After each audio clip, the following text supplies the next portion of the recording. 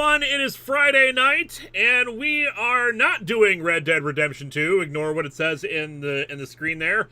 We are doing something. I have decided to rip off Team 4-Star, as is my tradition. Always a good tradition. They have been doing commentary streams over Dragon Ball Z Abridged, both Kaiser and Lanipator, as well as Takahata 101 on his own, although now they're all coming together to do everything now that Cell is in play. But for right now, though, I was like, well, it's the 15th anniversary of Atop the Fourth Wall. I don't have anything really special planned for the anniversary this year. Even before the Contest of Champions got delayed so much, I didn't have any plans on that. So what we are going to do instead is we're going to look back at all the storylines that I have compilation videos for. Not all of them tonight, obviously, but we're going to watch all of them over the next few months, and we're going to do commentary in their style. So that means that we're going to be stopping the video, pausing it. I'm going to explain behind-the-scenes stuff, why I chose to do certain things, and I have a lovely collection of guests this evening who will be helping, provide conversation to ask questions themselves. Samurai Tiger 19, what is everyone's favorite storyline? Mine is the chess storyline. Mine is A Piece of the World is Missing, the original Entity arc. But before anyone else answers, let me introduce everyone. They can tell you their favorite storylines. We got Game Show Reviewer. Howdy, y'all. GSR here, and my favorite storyline for bloody obvious reasons is Sleepwalker. We have Lotus Prince. Greetings, everyone. And I'm a little conflicted. It's probably either going to be the arc that introduced Vice or the piece of the world that's missing, because I love me some Shodan. We got Eliza. Hi there. My favorite would either have to be A Piece of the World is Missing, or if you allow me to include it, A Voice in the Dark. I'll count A Voice in the Dark. We might do A Voice in the Dark. We might even do the anniversary movies from CA just for funsies. But we will see, because they technically have plot points that are relevant. And we have Zen. My favorite is Sleepwalker, especially because this was right around the time where I first started kind of getting involved. And I remember during Sleepwalker, I had came to visit Lewis. I went to California, Minnesota. Why did I say California? I went to Minnesota. I flew out, and we were talking about it. I'm just like, all right, I want to know if my theory is correct. And Lewis told me a plot point about how things were going to happen that I had to keep quiet on for 5 months, but it was amazing as a reveal. So it's fun being read into stuff, isn't it? Indeed. Yep. We had a super chat from Fruity Groovy. Let me find that real quick. Jokey Voice, my favorite is the Contest of Champions. I wish we had him for 10 more years. Well, boy! No. Samurai Tiger 19, the anniversary is an absolute must. All right, so like I said, here's how this is going to work. We're going to be stopping and starting this a lot. Try to keep your super chats and conversation focused on the storyline. We won't completely ignore any non-storyline questions in the super chats, but most likely we'll just quickly answer them and move on with what we're trying to do. If I may jump in right quick, one quick question: Winter of '83, is it Atop the Fourth Wall canon? No. Okay. Winter of '83 is its own thing. I don't mind putting little Easter eggs in for like you did for the 700th episode. But that's right. Adrian Drucken, so Red Dead Redemption this weekend? Yes, plan on doing that on Sunday, because I have plans on Saturday, which you'll probably see. Otherwise, the only other thing, someone had a question. I think it was Drucken again. Basically, these will go up on YouTube again. I'm not going to heavily edit them. Basically, the stream you're watching right now is going to be what's going up. I've never understood people who will restrict content like that. There is no reason not to release this. Maybe if it was some paid thing that people had, like the DVDs, I'd keep it restricted. But there is no reason to not just have this public. So, let's just move in here and get things started. We're using the compilation videos that GSR put together over the last few years. So we're going to be times where we're going to question you and ask, why did you include this? For your most questionable ones, be sure you let me know so I can miss those streams. Roblox new 12-20-20. I think this is a reference to some weird thing. I think this person asked the same question on a thing. I don't know what the hell it's referring to, and I don't care, because we're doing commentary tonight. So, let's do this. People have asked before, you might as well just pause right away here with the disclaimer, because people have asked before, why don't you just put the storylines on their own? Why do you have to put them and make them a part of the episodes themselves? Because for two reasons. One, the reason I started doing a storyline at all was a way to get people to watch the regular episodes. Because let's face it, I'm amateur hour. I'm just some asshole screwing around in his own house and in his basement. They're not really the kind of stuff that people would watch on their own. But making them a part of Atop the Fourth Wall, making them a part of the show, people will be more inclined to watch them because it's part of the show. Yeah. And Well, I started to, exactly. and the original reason I did the Mechakara storyline was because I wanted a reason for people to try to come back week after week. The idea was that, like, hey, there's something extra at the end of this video, some weird mystery that's developing. Why don't you stick around? You have to watch every new episode to see if that gets developed. And it worked and it didn't work. Especially during stuff like the Contest of Champions right now, where we have these huge gaps of no storyline. Yeah. Yeah, but not only that, there's also like just basic context, because some aspects of your storylines are like you get interrupted during the review or something, and that'll just look weird if you supercut that with pure story stuff. Yes, Yeah, very like true. it's very different. One thing that Phil and I have been like trying to do is like focusing on before and afterwards, with maybe like little bits here and there in the middle, but not like something major. But I feel like what the storyline brings to the table is, hey, if you care about this character, you want to see what's happening, you know? Yeah. Yeah. And the and I bring this up also because, especially with this disclaimer and this addendum, the reason I resisted putting the storylines in their own video for so long was because if you actually watch them together, this was not structured to be like, one continuous story. It's not structured like a movie. It's not structured like a TV show. It's just like random bits to try to build mystery and get people to watch the next episode. So it doesn't feel like, a proper rising action, falling action, climax, etc. Now, eventually everything would coalesce and come together and work like that. And storylines tend to follow that structure a little bit more nowadays, because I, planned for there to be eventual compilation. But that's why I felt like, man, there's just so many random bits. There's so many weird stuff related to this, references to past videos. I don't know if this would make any sense put together. See the wave, Lewis. Can we get a shut up, Dax? Shut up, Dax. But it kind of, in a way, if you look at the early storyline bits, they kind of feel like the Zeo promos. Yeah.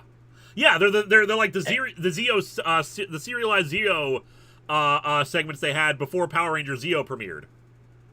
And a lot of like the stuff that even when you start, a lot of it is just world building for us. Like if you're creating a new, you don't like start with, hey, I want to start a story. I want to create lore. So you have like these little bits of lore. Now I've turned down the volume a bit on this, just because I don't know how this is gonna sound for people. And let's face it, I'm loud.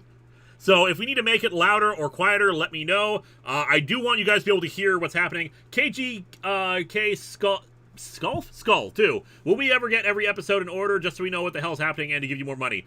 We already do. We have a playlist. Well, I don't know if you could put them all in one video, but we have playlists of every Atop the Fourth Wall episode, every storyline episode, and stuff like that, and other playlists for stuff like for that like that. Individual years, I have their own playlists. Terminal Sports. So what inspired Mechakara himself? A lot of things. The most direct thing that I've referenced is the Terminator. Just the idea of a robot coming, traveling to, a cyborg with a fleshy exoskeleton and a robot underneath for that. Robot apocalypse stories in general. I like the idea of it being revealed to be Poyo from like a parallel universe. I've always loved parallel universe stuff. So yeah, is the movie going to be included? Probably. Though I've done a few commentaries over the movie before, but we will see. Maybe almost 10 years on, we'll see if I have any different thoughts about it. Also, All right. chat beat me to it, but the name made me think of Mechagodzilla as well. Oh yeah, the name is obviously a reference to Mechagodzilla. What was your favorite villain you created? The Entity. All right, let's go and start this off. Let me know if I need to turn the volume up or down. What inspired you to the Technumina? I will talk about that when we get to the Entity arc. Now, I can't hear the volume myself, so if you guys say it's too loud or too quiet, let me know. Oh, the classic intro. Although I think, although no one in this call can hear it. Sorry, I didn't realize that. Yeah, we can't hear anything. I watched the YouTube version and hear your own voice bubble up. Oh dear, I am sorry about that. I just realized that. We'll probably fix that for later things as we try to figure out how to do this. Because I'm using it through OBS to show to the people. Maybe instead I'll make it like a VLC and have it share that instead. It's a little loud. Turn it down. Well, with OBS, if you go to edit and advanced sound settings, you can have it just do monitor plus output. So I think everyone, including you, would hear it. Advanced audio properties. The kid's grandfather Chat gives him active. a magic silver dollar. It has Mechakara, magical monitor. properties. Oh yeah? Yeah, monitor and In output. exchange for goods and services. Yeah, there it is. I got it. This comic is Yeah, just we can hear it. stupid. There we It's go. certainly not the worst comic in the world, but its entire I will say premise is this, based on a just 5-second one quick high tidbit about the concept intro joke is that works when I better than a edited song these about together, ultimate battles I and used ultimate the intro destinies than it sequence does in a from comic. the last episode. So that's the intro you'll always see. Mm-hmm. Though I do wonder about the magic coin. The magic coin. The first element of story. There was Magic First- coin. okay. There was never any intention to do anything more with the magic coin initially. It was always just supposed to be this goofy little joke at the end of the Godzilla vs. Barkley review, because in that Charles Barkley has a magic coin that allows him to grow giant-sized. The coin that we have here is a metal Lugia coin that I got It's a Lugia. from a Pokemon starter deck years and years and years ago. Eventually, they swapped out the metal coins for like these little plastic ones. I don't think I have there's. a ton of those. Yeah, they're not as cool as the metal one that came with this. So I've had that for years. I actually have one of those metal Pokemon coins. I have the Mewtwo one. Nice. Top Cat Ninja, please stop speaking in all caps, or else you will get muted. All right, let's resume. Make me grow. Come on, you Love that stupid face. thing, make me The waiting for grow! it. Whoa! And this is an old Hey, reference. it worked! I'm huge! I'm trying I to created decide, a bunch of references, actually. That is Yeah, green Godzilla. screen, right? That's a Godzilla scream. I'm huge is a thing you frequently said on MST3K whenever they had like a low angle shot up at someone's face. Nice. This green And screen then we the will be brand seeing. new day. Yeah, and then we're about to get a reference to Joss Whedon's Dr. Horrible's Dr. sing-along blog. Samurai Remember Tiger 19, Dr. do you know where the Horrible? green futon is? Yeah, it's downstairs in the basement. I still have the same futon this many years later. Like, Dr. Horrible is something that a lot of people probably don't know today, but, like, I went back and rewatched it after, like, watching this compilation. It's really good. Dr. Horrible's Unfortunately- sing-along blog was very popular around the time this came out. And there's a song in it where Dr. Horrible is singing. He's played by Neil Patrick Harris. There's a song saying called "It's a Brand New Day," and near the end, he's talking about I'm gonna kill the superhero that I hate, and there's a bit near the end where he's suddenly giant-sized and singing "It's a Brand New Day," and the sun is high and you're gonna die, and like he's just smashing buildings and stuff. So that's what the reference is to that. You're gonna die. I haven't watched Dr. Also- Horrible in forever because, Joss Whedon. Yeah, it's a good musical. It's just made by a bad person. Yeah. I only watched Yeah. the one. Actually, I remember there was a lot of The songs are backlash. really fun. There was a lot of Yeah. backlash to how Dr. Horrible ended because basically it fridged the love interest. Yeah. Like, not necessarily like, killed her. I- I know it's supposed to be a tragedy, but it's still just like it just seems like a dick wrong thing to do to end it on a down It note. is problematic in hindsight. I do think the songs still hold up, and if you're like the whole gag about Bad Horse just being a horse, Yeah, that one's was great. It's still Yeah. overall good, but that ending is a. Keith 921, what do you think of the Speed Race movie? Never seen it, and remember, we're trying to keep super chats to storyline related questions. Yes. All right, let's resume. Oh, hey guys, check this out. It's a brand new day. Now we did end up referencing this what I just did here Angels sing because you're going as like a joke later on. It's like there's a lot of What did complaints they about that possibly later. hope to achieve by ripping off Star Trek 2? I mean, why would they? Oh boy, here we go. Your first real foe, a comic book. Yep. The original Nintendo DS tricorder. It's an Because app, right? I didn't have a tricorder toy or prop at the time. So I was like, you know what? The Nintendo DS kind of looks like that. Just use it as that. My tricorder function. Hey, you know, with Nintendo like releasing a lot of random apps and then getting rid of them as time goes on, I believe it because they had a lot of random apps. Samurai Tiger 19. Hey, with the current winter writer strike, we might get another Dr. Horrible-esque project. You never know, though. Don't cross picket line. Robert Willing, current status of the Magic Coin or Ensign Monroe. Magic Coin is still in Linkara's possession. Ensign Monroe is Lieutenant Monroe, and we're probably never going to see him again. We'll probably talk about him more next time when we do the original Vice arc.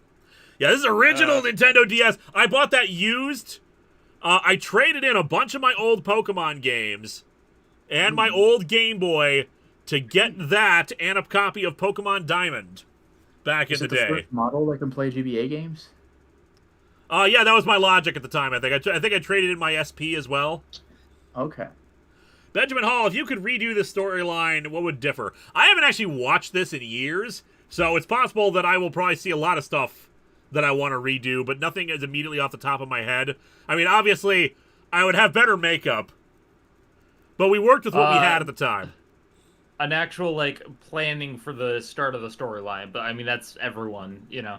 I didn't have a tricorder at the time, it's now turned into, I have too many tricorders. So the thing to understand about what's about to happen here with the comic coming to life and everything, this was 2009.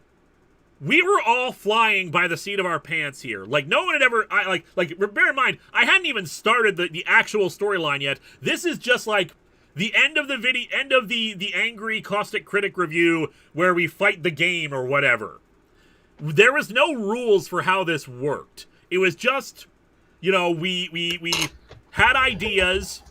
We had stuff that we thought would be funny, would be entertaining. And we were on Blip at the time. So we had the ability to use whatever music or clips we wanted without fear of like a lot of copyright stuff coming back at us. Yeah, early storyline gives off AVGN vibes because the AVGN was what we were all kind of copying from. Obviously, we did our own things, but the idea of the angry critic, person, beating up the comic, the game, the movie, etc., we were just trying to figure out what we were doing. And you see that a lot of the time, like I think when we get to Countdown, we'll see that as we have the me in love with Harley Quinn thing that went nowhere. We were just trying to figure out what the hell we were doing. And it was just like, this week I'll fight a comic book. This week I will, reference, I'll have a big long reference to something else. And why? Because I felt like it. Zinfel, that's not a tricorder, that's a Nintendo DS. You're going to liar jail. Well, he does say it's the tricorder function of his DS. The tricorder function of my Nintendo DS is picking up That's it, yeah. strange neutrino emissions from this comic. The particles are organic in nature. My God, Technobabble. this comic is actually becoming alive. Yes, Linkara. I love the acting. Yeah! I have been draining the life from... Okay, The okay, string so is visible. this is so me. visible. this is okay. First of all, my first set is my parents' house where I lived until I want to say 2010. That's my closet, all that junk in there. I'm standing off to the side here with the comic attached to fishing line and just kind of waving it around. Now, my bedroom was not very big. I'd say it's about the size of my office right now. UFO ending. Yeah, right. This was, and again, we're just flying by the seat of our pants here. Why did the comic come to life? Because stuff just comes to life in our universe. Neutrinos with organic life forms detected. Pure cinema right here. And of course, even with it being attached to fishing line, you can see the string in a few parts. So you'll notice at one point, like, the lighting gets weird on like a section of the upper right corner. And that's because like my shadow moved across the thing or whatever, and so the lighting automatically changed on the camera setting. So right now I have a mask over it, but because the lighting changes, you'll be able to notice it's not quite perfect at one point. Star Trek 2, feasting off of its quality. Now I'll drain even your life force, and there's nothing you can do to stop me. You're going down. Evil Dead reference. No, you saw it right there. There's a brief thing right there. Super cheap storylines by Oh, I love it. You can actually just see it tossing at the comics. Yep. I did try to hide stuff like that, but it wasn't perfect. This is peak cinema. You can't Peak hurt me with that. cinema. Yeah, this is the first time we see the magic gun actually in operation. I think I'd used it a few times before as quote-unquote... Oh, yeah, you see it right there. Beauty and grace. Just like ILM level special effects here. Magic Steve 83, it's a magic comic. You don't have to explain it. I'm sorry, did you just say ILM? Like, that's not even I. Oh, just beautiful things right here. Yeah, I think we had seen the magic gun a few times before during the review portions. I called it my suicide pistol then, because back then, edgy internet humor, we could we didn't obviously that changed, and we tried to be much more appropriate, not as assholey about it. But this is the first time in the show where we actually see the magic gun fire. I still use that effect on occasion if I can't get GSR to do the better effect. It's just like a single like Photoshop airbrush red that I just move across the screen, and it actually disappears before it actually clears the screen there in this shot. Hawk Hero, best fight in the whole show. Damn right. It's all downhill from here, people. You literally downgrade. But there's no way to reload it. Welcome to Earth. I was allowed to use all the. I was able to get away with using all this music. By the way, I might mute the audio at a few points. This original storyline compilation is actually. I don't have to explain it. It's magic. I don't have to explain it. This original storyline compilation is actually claimed right now. Copyright ID. There's a content ID claim on it because of the Battlestar Galactica music later. I especially like how in that last shot, the gun started firing before you pulled the trigger or before you felt the recoil. Timing! Also, I love how the magic we don't have to explain it has been a long-running tag. Benjamin Hall, a trip to the moon level quality. Hey, don't you sully a good name of a trip to the moon. That was like an relax, we're on the moon. What could possibly happen? Oh yeah, that was from One More Day, wasn't it? Yeah, Joe Quesada said it. Yeah, it's magic. I don't have to explain it. Is a reference to Joe Quesada's reaction to when JMS J. Michael Straczynski tried to say but this is not how the magic worked. Why would it do this? Why would it do this? And Quesada's reaction is, it's magic. We don't have to explain it. And then we spend the entire storyline explaining the magic gun. because it's such a cop out. Sometimes you're okay with getting away with it's magic. We don't have to explain it for like a joke or something like that. But like when he's trying to explain like this doesn't work with the timeline, this doesn't work with how magic is established to work in this universe. It's a cop out. It's lazy writing. And also really quickly regarding the music and the copyright strikes and stuff, what some of the newer people to the chat might not be aware of is that back in the day you were uploading to Blip, which just did not care about stuff like that. Yeah, only if someone you were filed allowed like an to actual upload anything, except for podcasts. They didn't want podcasts. Eventually, they did not want podcasts. But yeah, there came basically like Blip did not have a content ID system. They did accept DMCA takedowns if that happened, which happened a few times. I remember the Nostalgia Critic review of The Room. I think got one, or at the very least, he was contacted by Tommy Wiseau or John from TheRoomMovie.com. I think is what it was called. Allison from TheRoomMovie.com. Allison Pregler, aka Obscurus Lupa, aka Movie Nights. She got an actual DMCA takedown for a review of one of the Zen filmmaking movies by Scott Shaw. That guy was an asshole. I think it was Hell Comes to Frogtown. I was actually I'm gonna try not to make this a big tangent, but I interviewed her back in MagFest 9 or 10. It was actually where I start meeting you guys, and I was like, and she was explaining that whole thing about, oh yeah, we this whole thing got taken down, but it's like no, it's totally Tommy Wiseau, and like that's kind of how I started getting involved in this. I interviewed everyone. John from TheRoomMovie.com. Joseph Crowley, how will this be retconned in Linkara Year 1? We'll make them like a servant of Vice or something like that. Also, YouTube's doing a new thing. Celebrate the first super chat from from certain people. So neat. Yeah. Yep. Anyway, Let's celebrate. So yeah, right now, this is me making reference to Star Trek 2. As was a thing in the review, and that's just ketchup on my face. I didn't have any fake blood. And man, ketchup was something I didn't realize at the time. Ketchup burns. It's vinegar vinegar. based. Yeah. It's vinegar. I didn't know that, so I quickly filmed like 2 takes of this, and that was the end of it. People recognized it was ketchup right away. Other people in the future have said, like, other makeup is ketchup. No, this was the only time, because I didn't want it burning my face again. Magic Steve 83, Blip was like the fun uncle who says you can drink as long as you keep it within reason. It really was. Yeah. Yeah, I'll agree with that. All right, resuming. And I'm talking over this to try to... Actually, I'm going to reduce the audio a bit. No. Yeah. Just because, again, copyright issues, I don't want to get claimed. We're especially going to do that later on. Well, the good news is you can actually overdub yourself. From hell's heart, I stab thee. For hate's sake, I spit my last breath at thee. See, I can do it too. Even I can do it. It's not that hard. Yeah. Nutro!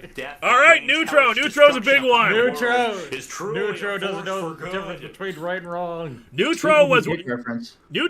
a gift to me from Lee from Still Gaming. He sent that in to me. Nutro is wonderful. Just like it was one of the first episodes where I felt like everything came together. The episode was just so goddamn funny. I had so much material to work with, and Nutro and it was like Nutro is just so beautifully insane that I just like I had to do more with it. So hence the ending bit, because again, we're flying by the seat of our pants. We're doing whatever. Danny Fenlon, so if that will be Linkara Year 1, what will Ultimate Universe Linkara be like? A cannibal. God. Do you still have the costume? Yes. No one I know could fit it. Because the prop lady made that costume. Teresa, Amethyst, she would become the voice of Nimue. She built it for Iron Liz to wear, and no one else has been able to fit it. I don't know if that's just an indictment on all of us being way too fat or her being too skinny, but the point is, no one else has been able to wear the full costume. I think Will was able to fit it. Yeah, Will was able to fit it once, because Will is super skinny. What you don't realize, however, is that was actually... I mean, I'd be able to fit it. I'm super skinny. The big problem, the actual big problem with using the Nutro suit is that it's super shiny. It's super shiny, so trying to get it on a green screen is a pain in the ass because it's constantly reflecting light all around it. Anyway, let's resume. Whichever group controls him holds See, what you the don't realize destiny is of the world. that was actually Who secretly will a it dig at your be? visual effects artist for not being able to You create have a 5 3D seconds to Nutro. answer. Oh my god. Spidey XDB, did you finally put an air freshener in Nutro's cockpit? Your time Yes. is up. Judges say 98% of you Hey, I said, had Joe who the with hell that. cares? And we When's remind people lunch? that there is a 2% margin of error. This comic is just stupid, and it outright lies to us. Nutro Yeah, you probably isn't a GSR, you superhero. probably included Do more anything than of you his really own needed power, to and he for kills this lots of lead-in. innocent people. There can Yeah. be heroes who use giant robots or mech suits to fight crime. But then again, even the But really, compilations when your robot are can a be taken over by new evil thing, so you're still easily getting that- used to what you were doing with it. Ah, here we go. Hell? But you need at least some lead into who Nutro was. All right. Yeah. Oh yeah, I remember this. Connor Harvey, you need to make AT4W across the Linkara-verse. Perhaps in the future. Okay, so, few things. As people are well aware by now, before I started Atop the Fourth Wall, I tried to do a webcomic.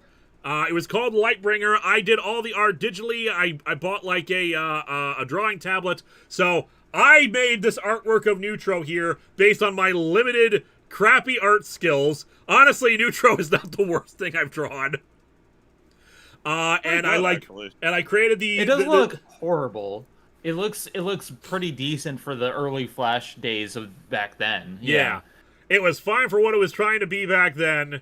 But, like, yeah, that's that. So you have some of my drawing skills later on when we get to the Vorsoth, but that's a whole other storyline away.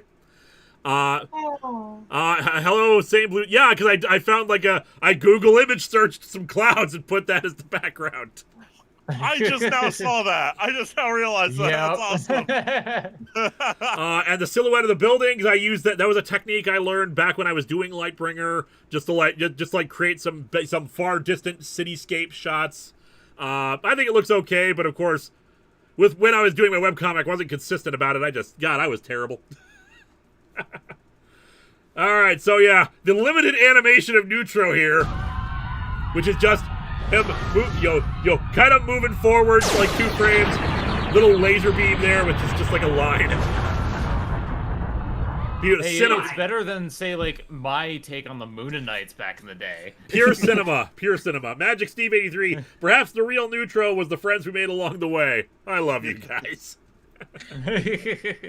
God, it's Nutro! But who's in control He's of poorly it? animated. Oh, yes! All right, so let me take a drink here and let's explain. Dr. Insano. All right. Spoony, when he was doing his Final Fantasy VIII videos, he had this idea of like people voting for really super obvious supervillains and making them president of the United States and whatnot. Yeah, it's just like bizarre. Why do you keep following very clearly evil people?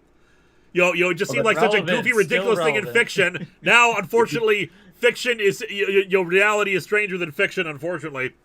But that was my favorite bit of his, where he goes like, "I even used my real name. You actually voted for a guy called Dr. Insano." I can totally see people didn't vote for somebody named like Dr. Von Evilton. So, like, when I was putting together one of the original previously on segments, I just asked for cameos from fellow That Guy with the Glasses producers and be as melodramatic soap opera-y as he can. And he was like, well, I got this mad scientist character I'm going to premiere in Final Fantasy VIII. Can I premiere it here and do it here? It's like, yeah, sure. So he had it there, and he had it like as, wahaha, I'm going to destroy you, Linkara, during that. So we kind of just made that kind of a running thing where Dr. Insano was Linkara's arch nemesis. So I was like, okay, I'm gonna do this Nutro bit. Why don't I have Spoony? Why don't you do like a green screen cameo here where you're controlling Nutro? Because in the comic, mad scientists and supervillains are trying to take control of Nutro, and we thought it'd be like a fun thing. And so Nutro kind of just became part of both of our canons because of this. Gordon CX. To be fair, I'm pretty sure early internet animation was very low quality back then. It was. Yeah. Well, again, we're amateur hour for the most part. It wasn't until GSR came on that my effects actually started becoming passable. Aw, thank you. Well, Linkara, what do you think of my latest acquisition? Left hand. That is... Okay, so, much like me, when I was young, I made my own fan MST3K. It turns out Spoony did his own fan MST3K. Mine is out there in the public if you really want to try to find it. It's not good. It's really low quality. But he did his own, too. That is apparently the other robot he built for it. Oh, wow. But it was long since had fallen to pieces. Nick Lenz, where did you get the futon from? My parents bought it for me. My 5th grade every year for the class would go on a camping trip to it was called Laurentian in Minnesota. So the 5th grade class would always go to that during the summer. And while I was gone, they actually, as like a present to me, bought me a new bed, which was the futon. So it was like, yay, I have like, because we thought futons were the coolest thing in the world when you're elementary, middle schooler. They were awesome. They were the they were wow, hot shit. I have my own bed and it's also a couch. And I can play video games with friends while having a sleepover. It was awesome. And that became that became my bed for years and years and years until I moved into the apartment. Danny Fenlon, I don't like Insano's worship him policy, but I do like his healthcare policy. I mean... The really sad part is that Dr. Linksano is a much better president than Dr. Insano. Captain Adventure 1983, so the futon is your bed? No, it was my bed. It hasn't been since, like, 2010, 2011. You could do worse. One of my beds once was literally just a couch that was in my closet for like 5 years. Yeah, when Liz and I moved in together, she tried to sleep on the futon. It was not comfortable for her. So like, we agreed we need to buy a bed. So we bought a real bed, and we've had one ever since. Futon deep lore. Deep futon lore. Also, didn't everyone do their own homemade MST3K thing? Oh, sure, because we all love Mystery Science Theater. MST3K was until, like, I moved in with Matt. Like, honestly, I didn't know for the longest time. Oh, man, I was watching that in sci-fi. It was so good. I used that as an opportunity to just build more robots out of cardboard. Good times. Cardboard is so versatile. Anyway, let's resume. Dr. Insano, I should have known you'd be the one behind this. Becoming president of the United States could never be enough for you. Of course! And now, Yeah, using the most powerful robot ever constructed, I will crush your pathetic I felt like a stock armies image of the seal of the president to put that behind him.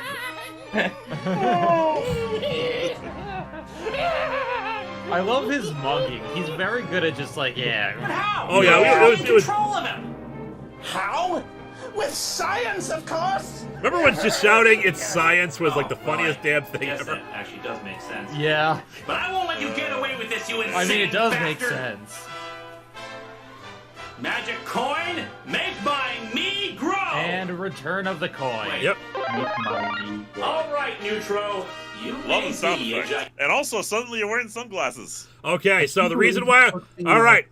You notice in the upper left corner, like the green screen is clearly not working? Yeah. Yep. So here's the thing. I didn't have a real green screen. I went to No, Target you and I don't say. bought a lime green sheet and I hung it on a wall. Marvelous. Yeah. And We all I did was that also back in not the skilled day. in how to and how to properly key out stuff in green screen. Like I was still relatively new to I think Adobe Premiere. So I when I did a first test of filming this, I wore my regular glasses, but light was the green screen was reflecting off of them because of the way I was standing. So By the way- if I keyed it out, my glasses and my eyes would disappear too. Oh, God. By the way, Nice. here's a fun piece of trivia for you regarding that. You know, you grew with the Mario mushroom sound. You may have heard that to save space on the cartridge of Super Mario Brothers, like the bushes and the clouds are the same sprite except green and white, respectively. Yep. The mushroom is when you go into the little castle when you beat a level that do do do do do do do do do do do do like sped up a lot. Huh. Really? Huh. Yeah, like I put a post of it on Twitter at one point. See, If I can find it, know will, but- I know that the original, lose a life, that's part of the song. I know that. I do not think I knew that, actually. Charlazard, I had a bunk bed with bottom as a futon as a kid. That's how I should have answered before. Or the futon is your bed? I sleep in a big bed with my wife. I got a double-decker couch. Hey, a double-decker couch actually sounds like a good idea. Tava Smolka, how'd you get the shades? Those shades are from France. In 9th grade, I went on a trip with my orchestra to France for spring break. And and for a souvenir, I found these sunglasses that were like almost perfectly round. I wanted them nice and tiny because it was cooler to have tiny sunglasses then. And I've had them ever since, and I wear them on occasion. Nice. Mind you, my head has gotten bigger, I think. Probably because I'm fatter. Daniel Brandt, so I'm not the only one who still has their childhood bed. I still sleep in mine. It still has 30-year-old MMPR stickers on it. Nice. My brother got a futon as well. His broke because he stood on it a few too many times. Oops. Fire Yay, to continue with the futon lore commentary, is the futon still comfortable? Any plans to replace it anytime soon? Yes and no. Yes, it is still comfortable. No plans to replace it anytime soon. I still sleep on it on occasion if, say, Vega is sick and we don't want me to get sick too. You're not fat, you're fluffy. Thank you. Futon will live. Zero Ryoko, at this point I was in college learning all this VFX. You were probably learning better VFX than me. By the way, Zero Ryoko in the chat, he has done several effect shots. He did several he's done several intro theme songs and a few graphics. He did the logo for AtopTheFourthWall where the bullet comes out and forms into it. Yeah, I ain't gonna lie. When it comes to high action, high octane graphics, Zero Ryoko has me licked because I am so much more a fan of the more passive but grand graphics. Cameron Tive, you were in an orchestra, Linkara? Yes, I was in one from elementary school through high school, and then some private lessons during college. I played the violin. Ooh, very nice. All right, let's resume. Gigantic machine of mass destruction, but I am a man! Oh, son of a bitch, that hurt! You don't punch robots! Why do I keep trying to punch robots? Okay, the little explosions there. Obviously, you can tell how primitive they are, but they're actually a reference, or at least how I remembered, a giant robot getting destroyed in the Sega Genesis Avengers game. Wow, that's a deep cut. Nice. I used to rent that all the time as a kid, and we brought that, and I did a brief review of that game for the Blackest Night special. True, yeah. That's also your first I Am a Man, isn't it? Yep. Well, not my first I Am a Man. The first time I tried to do it in a storyline. Oh, okay. Yeah. Because of course, the actual first I Am a Man. The first I Am a Man was in Superman or even if you're a woman, you have to say I'm a man, so it would work for trans people as well. Exactly. Anyway, let's resume. Right. In that case, I am a walrus, Kuku Kichu. Damn, I'm good. I'm glad I chose being awesome as a career. That is another mystery. That is another Mystery Science Theater reference. In this case, to a riff when they were watching one of the Hercules movies. Hercules is kicking some ass, and Tom Servo goes, "Oh, this is exactly what I needed. I'm glad I chose kicking butt as a career."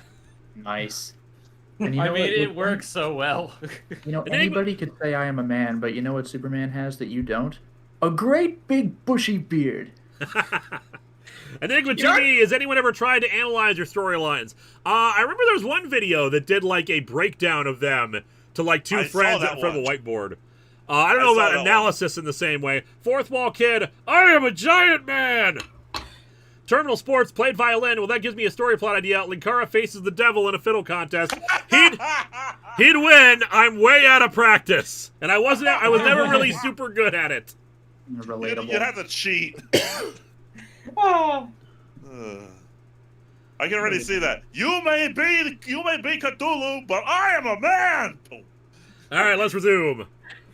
This was the first appearance of Poyo. Now, as I said, I made my own fan Mystery Science Theater 3000 video. Poyo was one of the two robots I made for it. Much like with Spoonies, the other robot was not that great. It fell into disrepair. Both cases were cardboard, though. Cardboard is just such a great thing to work with. It is. His hands, or his arms, quote unquote, are styrofoam cups. And I discovered when I made him, you don't spray paint styrofoam cups, it makes it dissolve. Yep. Yeah. Danny Fenlon, fireworks went off by me right after the being awesome line, so bonus effects for me. Nice. All right, so yeah, I wanted to start introducing Poyo. I can't remember if by this point I had started to do the Mechakara arc, but this was definitely where I wanted to introduce Poyo because I had the puppet anyway. Hey folks, this is my robot, Poyo. He's gonna finish the review for me because really, I can't take this anymore. All right. So then OG Poyo and OG lightning effects. Poyo, more like Microsoft Sam. Yeah, and a Microsoft Sam. What did he say when he shorted? Nick Paddywhack, give a dog a bone. You said it before I could. Yep. Just very quickly. Just very quickly. Knick knack paddywhack, give a dog a bone. Oh, okay. Ah, son of a! Even robots can't handle this thing. Spoony, what's this I hear about you doing? All right, so we were now. This was Yeah.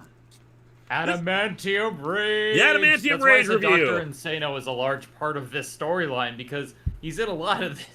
This was filmed during the during the first anniversary of that guy with the glasses, the Brawl, and they let us go hog wild with crossovers.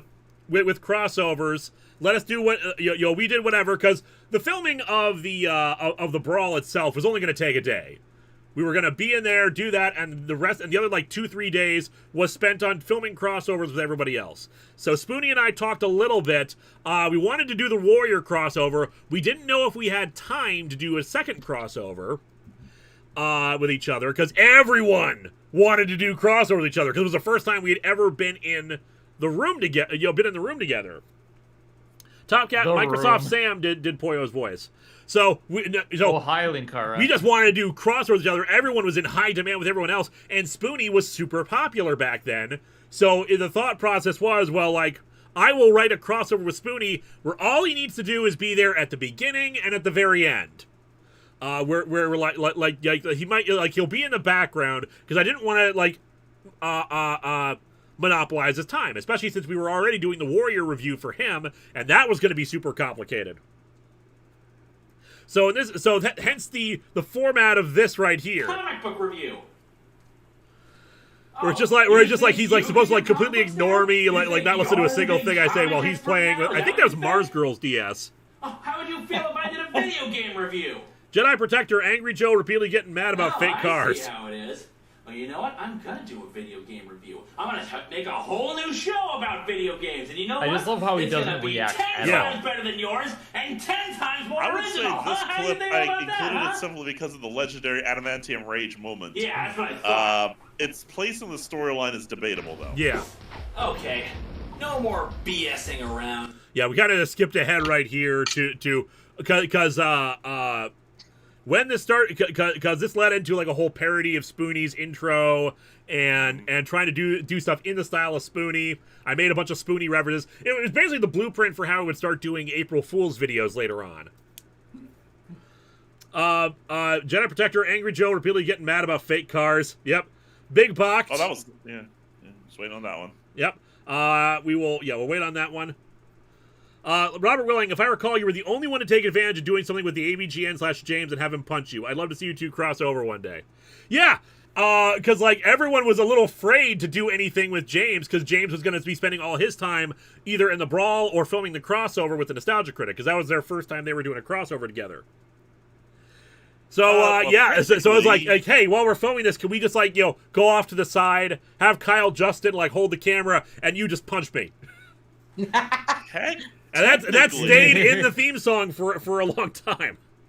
You know, I have to throw this in before you get to Big Box right quick. Technically, you have crossed over with AVGN. It's when he's talking about Power Rangers. The deadliest fighter. Because Spoony was trying to make because Spoony hated this show that was on History Channel, like Deadliest Warriors, something like that. Oh God, yes. And it was it was apparently like the things that they were using to evaluate were dumb. So it was like, screw you, I'll make my own version. And he did Mechagodzilla versus the Dragon Zord. Yeah, this was it was very funny at the time because like he like the whole what if they brought in Mechagodzilla and Super Mechagodzilla? Like, this is bullshit. Yeah, James was just like a super salty like dweeb when his side lost. Yep. Back to Big Box right quick. A while back, I saw a Steamed Hams parody where they were voiced by the Amiga 500 text-to-speech, and it sounded exactly like the snow creatures from Winter of '83. Wouldn't surprise me. I found I basically I did a bunch of scouring for a text-to-speech program that would sound like 80s computers, because they don't make those anymore. They don't make that voice anymore because they've been trying to make text-to-speech sound like regular speech as opposed to really computer-like. But anyway, let's resume this. Here. I'm going to do it my way. Here comes the moment. Totally, completely my way. They totally clean my way and then take a drink. That's a reference to him because he would always drink stuff in his videos. You have to time these jumps exactly. Moving going from one. I don't drink Rolling Rock, I drink Coke. I also wrote this review on the assumption that it would be like a separate special video. Damn it! Cause when that guy with the glasses, when they first brought us in for the brawl, they said they would actually be taking the crossovers from us to recoup the cost of flying everyone out there, and I was okay with that at the time. They changed their mind on that. I don't know if anyone convinced them to change their mind on it. It was just a thing. But, like, I wrote this with the idea of it being just, like, a separate special thing. But when we ended up keeping the crossovers and I was putting in all the work to edit it anyway, I was like, let's make it a regular episode. Why not? Even though back then I wanted it to be... I wanted Atop the Fourth Wall originally to only be comic books. Never anything else. And I changed my policy after this just because, like, it's a fun episode. It's a great episode. The jokes are really well scripted. Josiah the Brain, what game is that? This is Wolverine Adamantium Rage, the Genesis version. A game that gave me so much rage as a kid. I like no kidding! How you're going off. I like how you're going off. At first it sounds like a genuine anger until you reach that last damn it, where that sounds super forced. Well, the problem is you can only escalate so far when you're yelling. True. Also, this game is notoriously hard. It is. It is. I don't know if the Super Nintendo version is any better, but the Genesis version is so unfairly hard. I only played the Genesis version. I've never played the Super Nintendo version. Hmm. Note to self, Bun plays Adamantium Rage. Adamantium Rage! And for some reason, I'm playing the Maximum Carnage music. Well, Maximum Carnage does have good music. It has a better soundtrack. Kirby. I love how you just threw it on the... You can tell that all the punches are, like, not really... Ow. Okay, this me yelling it, that was added in post because I didn't want to scream to the hotel residents Adamantium Rage. Right. Colonel Dancer, I miss these old crossovers, but I get why they don't really happen anymore. Yeah. Adamantium Rage! Adamantium Rage! Good times. That's stuck in the theme song for years. The graphics are nice, and it could have. I didn't want the joke to get old, but I do occasionally like it when I don't have the comic, or in this case the game, and I instinctively hold it up even though I don't have it. All right, the continuing saga of the Dr. Insano fight, because he was kind of the quote-unquote arch nemesis before I had really figured out the storyline stuff. It's been a great game, but it's insane difficulty and non-existent stories bog it down. AJ Drucken, how long do you plan to be on tonight? We're probably only gonna do the first storyline, and that'll last us a few hours. In fact, it's so then we'll do some more, in the following weeks. The reason it would be is because science. Dr. Insano. Dr. Insano's theme song, I think, is a track called Finger of Fear. It's one of the Ren and Stimpy music tracks that a bunch of us started to use around this time. Danny Fenlon, gotta make games hard for that video rental money. Yep. No kidding. Yeah. Fruity Groovy, we will get to your super chat in a minute, but yeah, like I had that be his leitmotif that he would always come on like da da da da. Unfortunately, even if Dr. Insano were to return, I can't use it anymore because the thing is, while we thought that all those tracks were public domain, some of them are not. And that's one of them. Yep, Finger of Fear unfortunately is one of the copyrighted tracks, so it got claimed a few times. Insano! Of course! Finally come to confront me in the flesh, eh? I couldn't. This is the first time we were Dr. Insano and Linkara were in the same place together. I didn't even know I would be here. Wait a second. I love this gag. Same. Holding up a piece of paper with it photoshopped. Yeah, I didn't. I was very conscientious of printer ink at the time, and didn't want to. And I thought like any of the photos of Spoonie that I would print off would like use up a whole ton of ink. I was still living at my parents' place at this point. I didn't want to use up all their toner, for this gag. So I was like, I'll just put it in there later. But I wanted this to be a recurring gag. that Linkara does not recognize Spoonie as Dr. Insano. Just never makes the connection. Pretty Groovy says, you see the reason you had to fight all these powerful, super powerful Elder God enemies, he punched Kirby once. Yep. Yeah, Kirby is an Eldritch being from the beginning of from the end of the last universe. Seriously, Kirby. Oh my God, you're Bennett the Sage. Oh my God, you're Bennett the Sage. Are you finally ever? No. Oh wait, I know this one. You're that chick with the goggles. But I'm not freaking black. But you are a woman. Are a woman. Yes. No. Screw this. Roblox noob. That's your old video and it's starting AVGN. Yep, like I said, I kept that AVGN clip of me punching me through several iterations of the theme song. And I think this is the first time we see the science lightning, because I don't think we had any fake guns with us at the time. So it's just like, he just shoots lightning out of his head. That's just a thing. Hey, Science. I mean, he's not the only one. You have, like, I think 2 people on your roster between him and Joe. Hey, and don't forget Harvey. Yeah, Harvey can do it too. Yeah, it killed all the lab rats. It swings, baby. Oh, you stupid sack of science. Stupid sack of science. Yeah, and during and the Adamantium Rage review, like, I got so frustrated with the game, I enabled cheats. So this is right after that. I still have the cheat codes activated, so I'm invincible. Yeah, I actually watched that review and I completely missed that now part. where's Spoonie? I gotta go see what kind of a crap job he did reviewing a comic. So, you think you've beaten me? Well, I still have one last weapon. Beautiful. Oh no. Nintendo I don't know what's DS's, their tricorders, their multi-dimensional spectral analysis. The DS really was the best console, the best handheld console ever. The DS had so many functions. Uncle Venus' Vita reviews, are cheat codes still a canonical Linkara power? No, but they should be.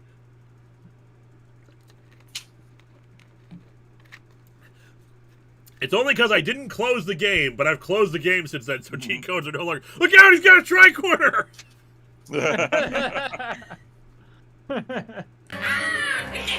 And this led into the Warrior review. I don't remember how much of the Warrior review you included. I remember I included like almost every gag until you trimmed out a whole bunch of them. Because they were unnecessary! I know! But they are funny. They are funny, but I want the... Insano! And that is how Dr. Linksano was born. That's the thing. I haven't decided yet if this is Insano or this is Linksano, or if it's actually like just another alternate Insano. Because Linksano, canonically, what he did was he moved away. He was not involved in a lot of these events, and then he met up with Linkara. Did all the events we talked about in the Clone Saga, and then wiped his memory, leading into what we had for Storyline 2. That guy, don't know. What was your favorite Hypertime? I think at the time, our favorite was the teddy bear and Ryuoki. I've done some bad things, but they were adorable. I have referenced the Hypertime where everyone's an absolutely terrible actor. Oh yeah, we love the terrible acting universe. School play universe is how we called it. I carried it a little forward. I carried it a little bit forward when I did my when I did the weather cut-in. Yeah, I carried it a little bit further by having it not only be bad acting but bad special effects. Yep. Of course! Who else but I could create a dimensional rift in the fabric of Hypertime? Now all your continuities belong to me! I don't know, this is still technically canon. All your base are belong to us. You'll create I forgot about that. dimensions and unstable You forgot universe. Who knows what I kind of forgot that horrible line was crossover in you're here. bound to cause. It'll be worse than the amalgam universe. I love how this part right here is actually important for the Mechakara arc. This is actually important. The gag of opening up Hypertime is what brought Mechakara here. That's right. One thing I do really miss about crossovers like this is we have a lot of just like random universes, and like it just a bunch of fun random stuff happening. The Warrior And- reviews were always the most fun things for us to do because we just got everyone in to put on our outfits, try to imitate us. We try to like create cute, funny references. We had the Birdemic universe, the Room universe, the Bad Actors universe. The bad actor one was pretty fantastic. Yeah, the Stuffed Animals universe. We loved all of them. We thought they were just 60s universe. The story over your scripts was amazing. Oh, come on. I still love the plushie universe. It's the best one, in my opinion. Yeah. Load a spaceship with the rocket fuel. Load it with the rocket. Exit stage left. Exit stage right. I'm pretty sure Spoonie's head was too big for my hat. Out of your mind right now. You need to realize that Warrior is written by a former WWF wrestler called the Ultimate Warrior. Nick Lenz, why does Magic Gun sound different in the show and movies? Babbling moron. The show version of it that we see most of the time, I'm using a photon torpedo sound effect from Star Trek. I think it sounds better that way because it makes it sound a bit more magical, even if it's associated with Star Trek. But the anniversary movies, Doug Walker did not seem to recognize how the magic gun worked. He thought it just shot bullets. So he would always just make it a regular gun. Show. Now he didn't watch other people's videos, so he didn't know. I gave him video material to watch to get the idea. I explain it away as the magic gun is magic. It can shoot multiple different kinds of things, but I always try to be consistent about the magic gun in my stuff. He made it a regular gun, just a flintlock. Magic bullets, I guess, pretty much. They just didn't care. They just didn't care. Never wear tassels.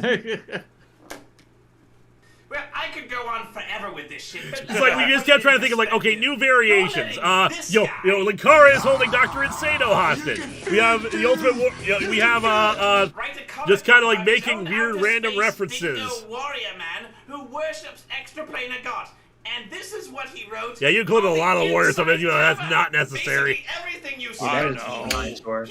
It is all necessary. It is all necessary. Nonsensical. The Ultimate Warrior was just It all starts from the first word insanity. you see.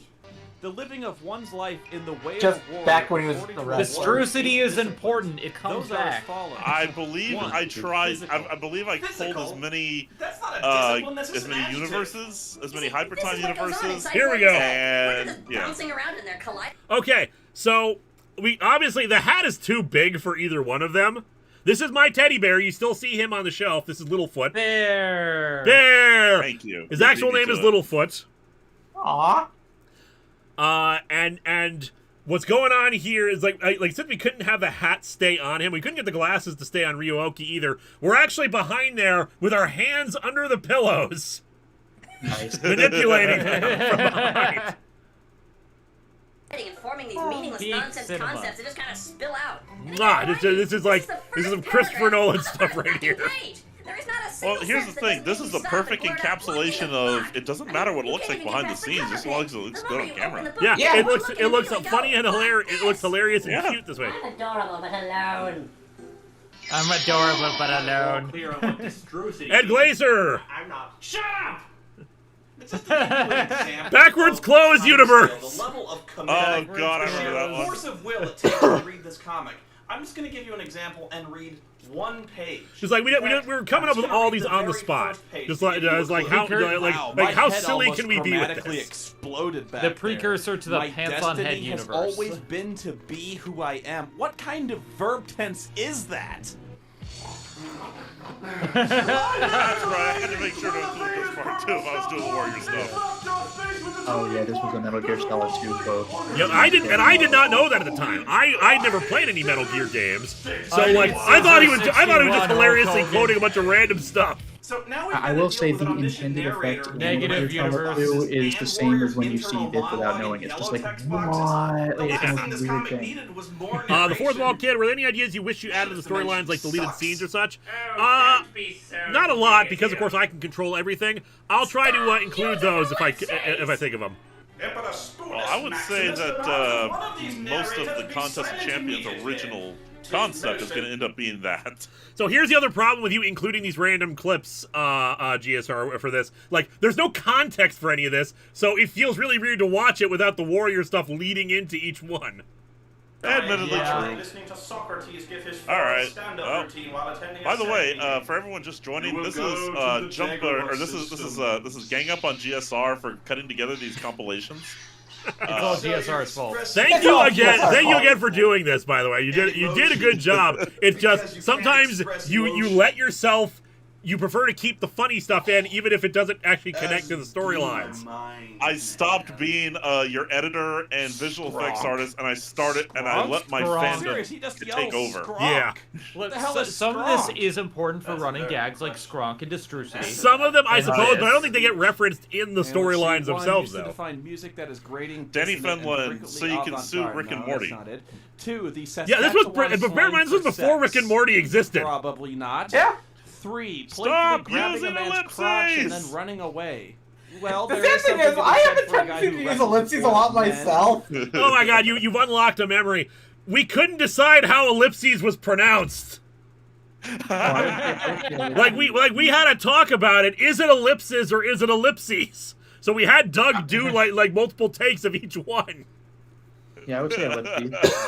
Skronk has so many definitions. Well, Destrucity had 5, so... Like, I try to make an effort to not use ellipses as much as I used to. I need to. I'm still horrible at that. I need to include a reference to Destrucity in one of my background things. Yeah. Wait, sign proto VTuber clipping. Yeah, that sounds about right. Because here's the thing: when you're going to film writing classes, I teach you use ellipses when you put a pause. Ellipses. Never take a screenwriting class, people. Ellipses sounds like an ancient mute Greek hero. You're not wrong. The thing with too many ellipses is that it just depending on the context, it just looks like the person who's talking is trailing off. So then I'm like, okay, so what's the rest of the sentence gonna be? Oh, you were done. Yeah, I only tend to use ellipses when I'm breaking when someone's really sad and they're sighing or they're trying to gather themselves, but you don't want to use it every single, All right, let us resume Skronk. But that weird inhalation that the Ultimate Warrior does, that kind of growling, that kind of facing the other way universe. It's very simple. Oh god, was it this clip? I think it's this clip where he does the inhale and you captioned it Skronk. Yeah, because that's what the Skronk is. I do love that he spells it like Hulk Hogan. That's how the Warrior used to say it. Yep. Yeah, he also sometimes wrote it as Hogan. Yep. Hulk Hogan. So look at how far back this video is filmed. It's still called the WWF. I want to say it was the WWE by that point because all the clips of the Ultimate Warrior are from the self-destruction of the Ultimate Warrior, which had to alter the logo. Yeah. But since he was active during the Cold Guy. Hey, Cold Guy. Wow. Cold Guy. Okay, let me explain. Cold Guy was one of the podcasters on That Guy with the Glasses back in the day. He was a part of the member of Transmission Awesome, along with I'm trying to remember their names because I've talked to them before multiple times. I think they make appearances later on at certain points. They were with I'm blanking on thing. It was God damn it. You can almost hear you can almost hear those names. One of them. I think one of them was Gonzo. Gonzo. It was Gonzo and Rolo T. Yeah, and there's also Y Ruler of Time at one point, I think. Yeah, Y Ruler of Time would later join in, as would Paw.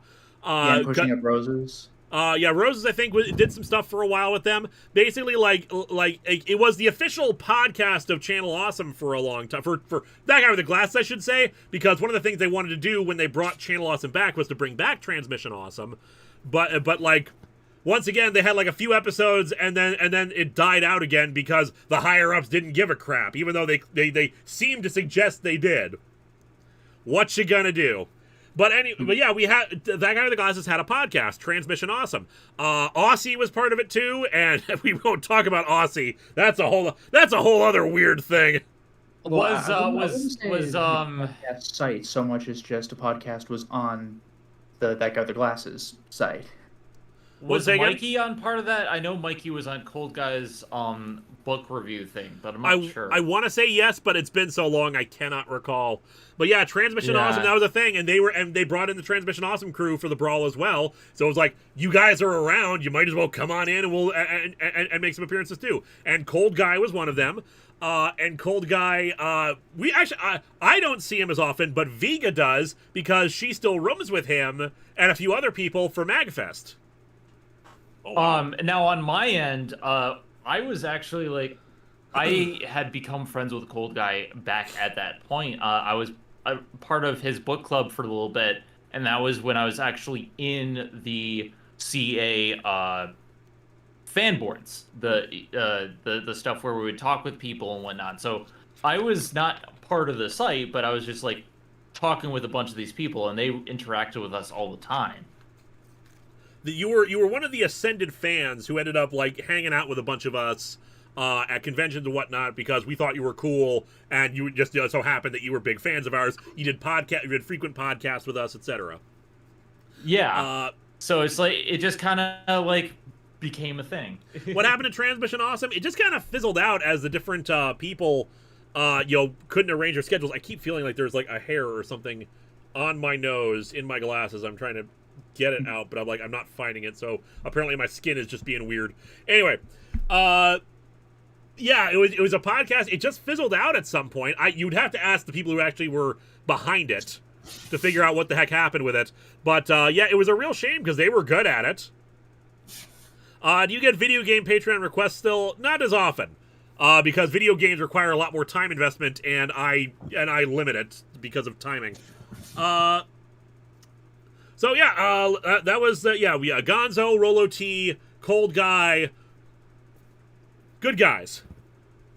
All right, let's resume. Oh my God, that is the greatest song. Yeah, I'm gonna be doing the bum. Look, if you want to try to track down a copy and make more sense, sense, right, Lester be my B. fucking Bum, guest, that's but right. I promise you that it's yeah, which was an April Fool's I gag. have no way of knowing if this black. The hotel room is the universal constant. Mars goes having a time of her life. She had purple hair at this point. I forgot about that. In the 90s. Yeah. Why does she look like Anita Blake, Vampire Hunter? And why, if you were going to kill yourself, would you write a suicide note to the ultimate fucking warrior? I mean, what the fuck is he gonna do? Mail you steroids? This comic sucks. Oh yeah, it's There's nothing school play universe or bad actor universe. Yes, this is one of my favorites. Yeah, it's great. Nexus apparently centers around how freaking awful it is. Wow, right down to only having one script. Oh, you think that's bad? Yeah. We're not finished yet. There are 3 more issues. Ah! No! Tee-hee-hee-hee-hee-hee-hee. But since I'm feeling especially grinchy, I think it's time to destroy something the whole world holds dear. Christmas! Choke on Warrior Christmas! Ha ha ha ha ha ha ha ha! Nope, Oh, sorry, right. the tee was funnier. That's not it. This part was unscripted. We couldn't find the comic at that point. That's good. Third person on the camera. It worked so well. Oh, that's a good. Oh, please, what more could... That chick with the goggles. Turn the page. She just goes by Goggles these days, or her actual name, which suddenly escapes me. She does artwork stuff. There's Joe, Benzai, Cold Guy. Well, basically all our cameos, we had a big thing at the end where we beat up Dr. Insano. Oh, the Mike Tyson's punch-out sound. I'm already on the bed punching him on the left there. But then I do this. Nothing's connecting. Oh. Ugh. So so I actually hurt myself doing that. Chrissy Diggs. Chrissy Diggs, thank you. I'm an idiot. Heat of the moment, podcast really stuff. I good forget person. names sometimes, but yes, Chrissy. Yeah, she does stuff now. She lives in Japan now, teaching English, if I recall correctly. Oh, nice. Nice. Hangs out with Friend of Void. mine did it for a She actually year. just hung out with Voidburger, if I recall correctly. So yeah, I injured myself there doing that. I don't know what the wrestling move is called. Elbow drop. Elbow drop, probably. So like, we had me jump down towards the bed. I missed the bed just slightly, so that like the edge of the bed hit my midsection. Oh, that sucks. The edges of beds freaking hurt. Yeah, it Yes. was not. It was not like the worst in these thing. crossovers, we go hard. I think there were two crossovers with Hagen where I like realistically fell and injured myself. We went hard. Damn. Yeah, it was. Yeah, it was not like I wasn't like seriously injured or something like that, but I hurt for a little while after that. Gorn's X, you made a JoJo reference before JoJo was a thing. Yep. Yeah, I gotta ask, what was it? Yeah, I'm not sure exactly. I'm sure I did, but like I cannot recall. Also, if this was 2009, I guess it was before JoJo was a thing here, unless you count like the freaking fighting game. Oh, Unless you count I remember Diesel. now. Okay, another behind the scenes story. I think I've referenced this one a few times now. So we were trying. So during that time, we were also trying to film the Nostalgia Critic crossover with me for Superman 4, and it was in the middle of that cursed review. And one of the reasons why it was cursed was we kept having scheduling conflicts trying to get stuff done. Since Doug was going to be too busy filming the AVGN crossover to do like a full crossover with people, but he was around for cameos and stuff like that. So we figured, hey, why don't we just film a green screen of that opening bit, which eventually ended up in the actual review. Where like he tells me to go away, but we'll set up a green screen. It was a very tiny green screen, and it was not quite working out. There was not good lighting in hotel rooms, a frequent problem we had. But, like, we need more rooms, so let's try to move the bed. Oh, we can't seem to move the bed.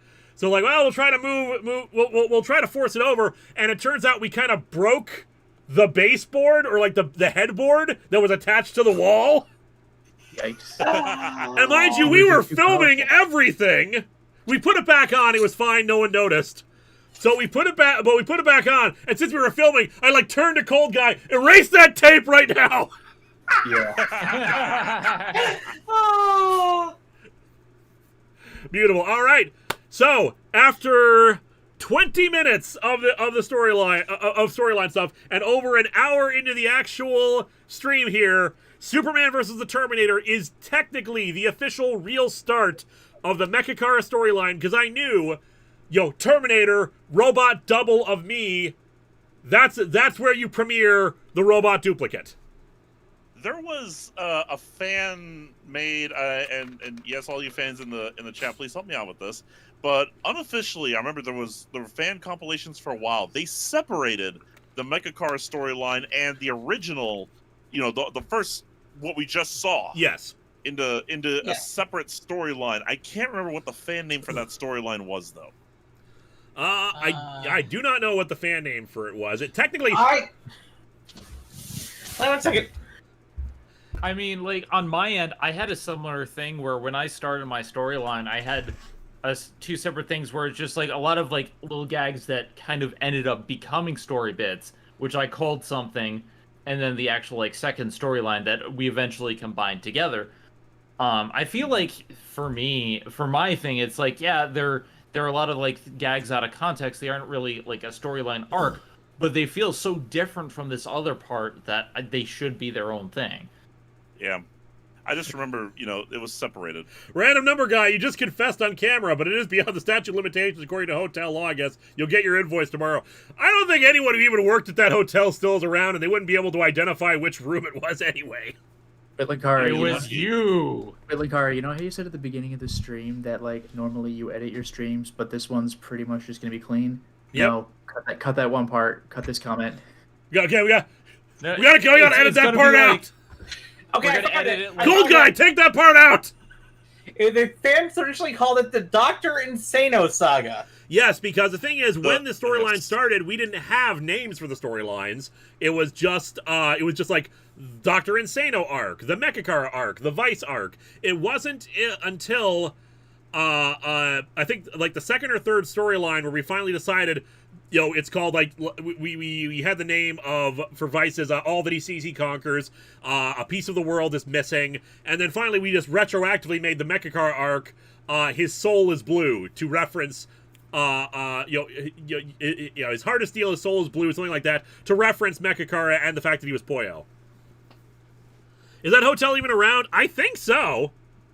We ended up going back to it years later for like one of the charity streams for that guy with the glasses, and like we just had a good time. We had a good laugh at that because like it was the same hotel. I'd be like, oh yeah, I remember here. We hung out here during when we were waiting for His Blue Soul. No, His Blue Soul is actually a different storyline. That's for when Poyo died.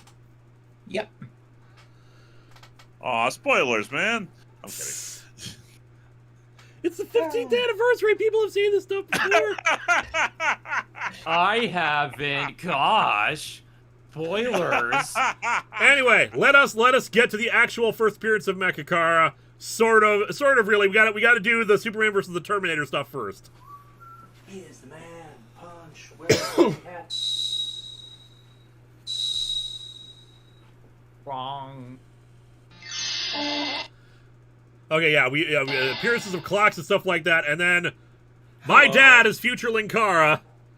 That's great. That glass head that was there that spun around, that's actually he still has that, and he still like uses that for stuff. Huh. And yeah, my dad loved what I do. He always wanted me to figure out what I should be doing. Figure out something that I can use my creativity for. Book writing which was originally what I wanted to do, and webcomic stuff. Not like hugely profitable unless you get super popular as a novelist, and even then it's kind of iffy. But new media, as it was called, I think we still call it that, just not as much. New media stuff, as it was growing, we all recognized the potential of it for making a career out of it. So my parents were really encouraging me to do this, and my dad wanted in on it.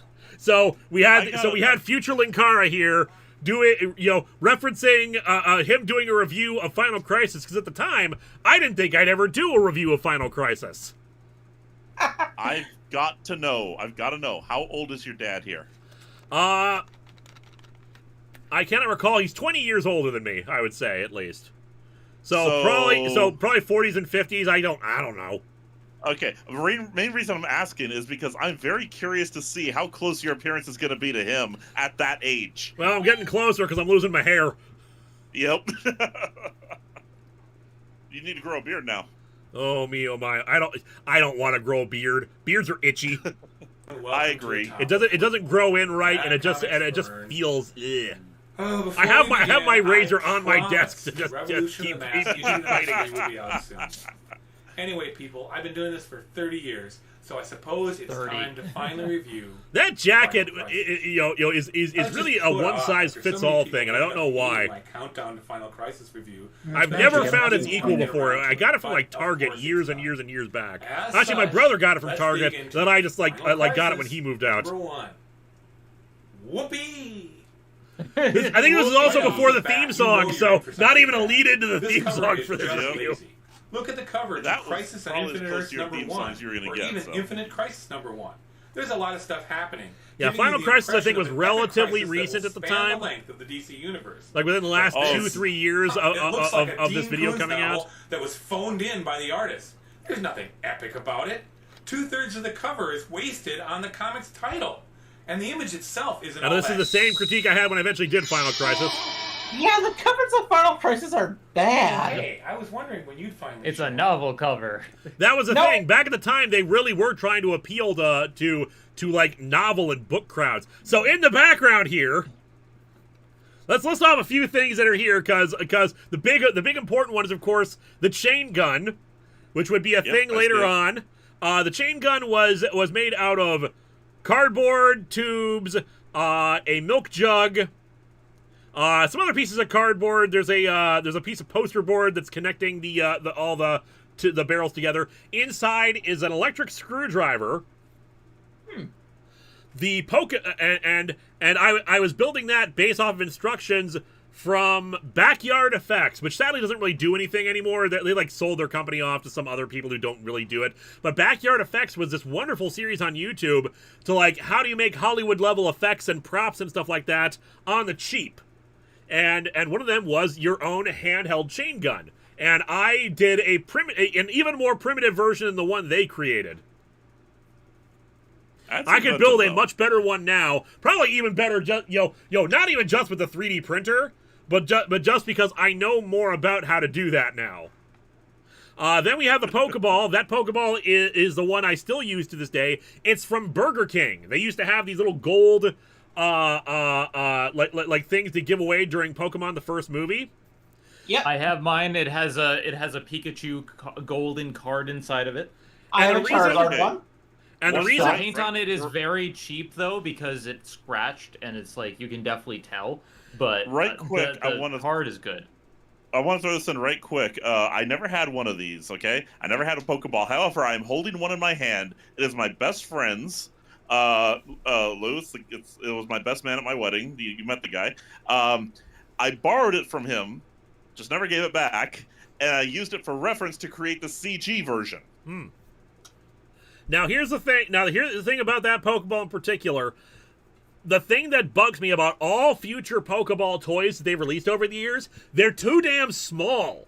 The Burger King one is the right size. Like, if you look at how people hold them in any of the anime and whatnot, it's pretty big. It's not like insanely huge, but like comparatively, like a regular, like most Pokeballs that they release, like clip-on ones, are about this big or so.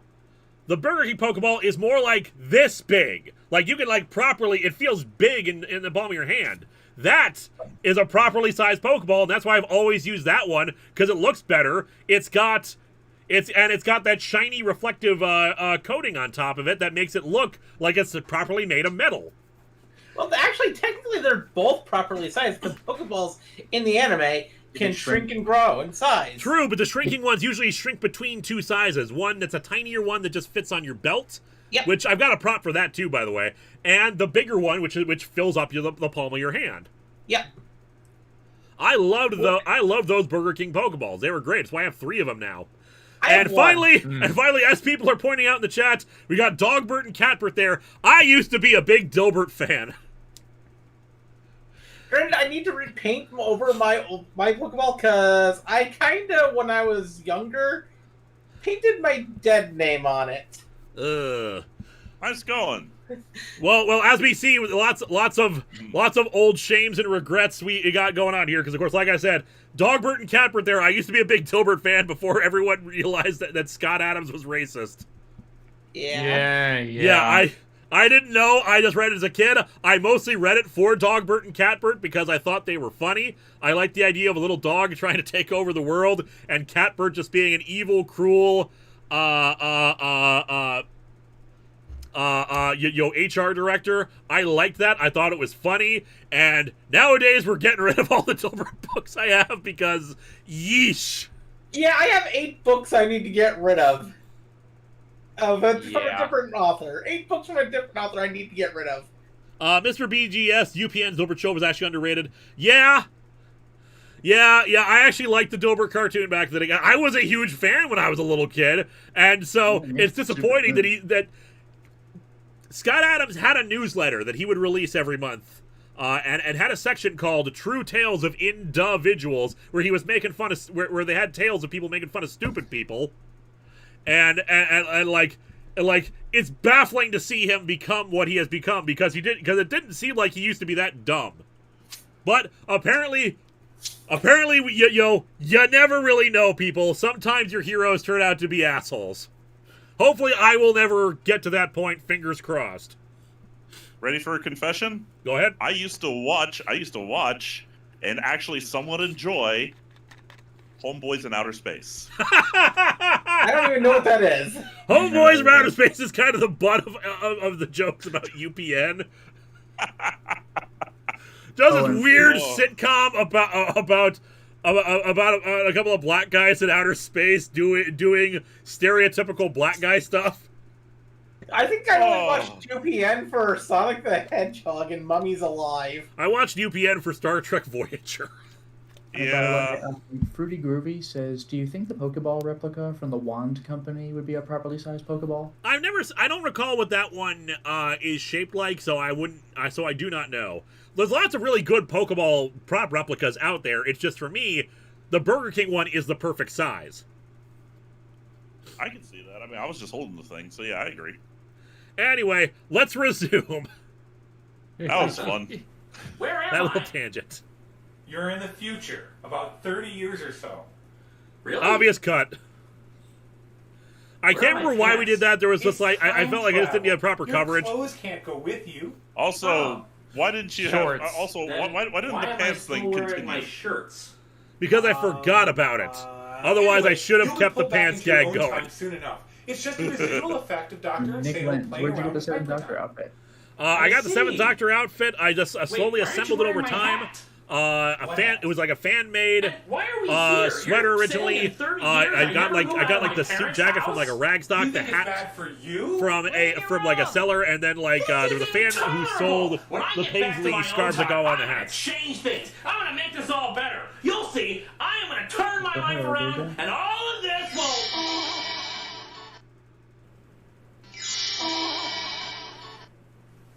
Hey, I got my hat back.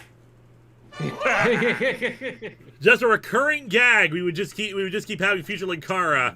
Like my hat would constantly change out because we can change the future. There's no future but what we make of it.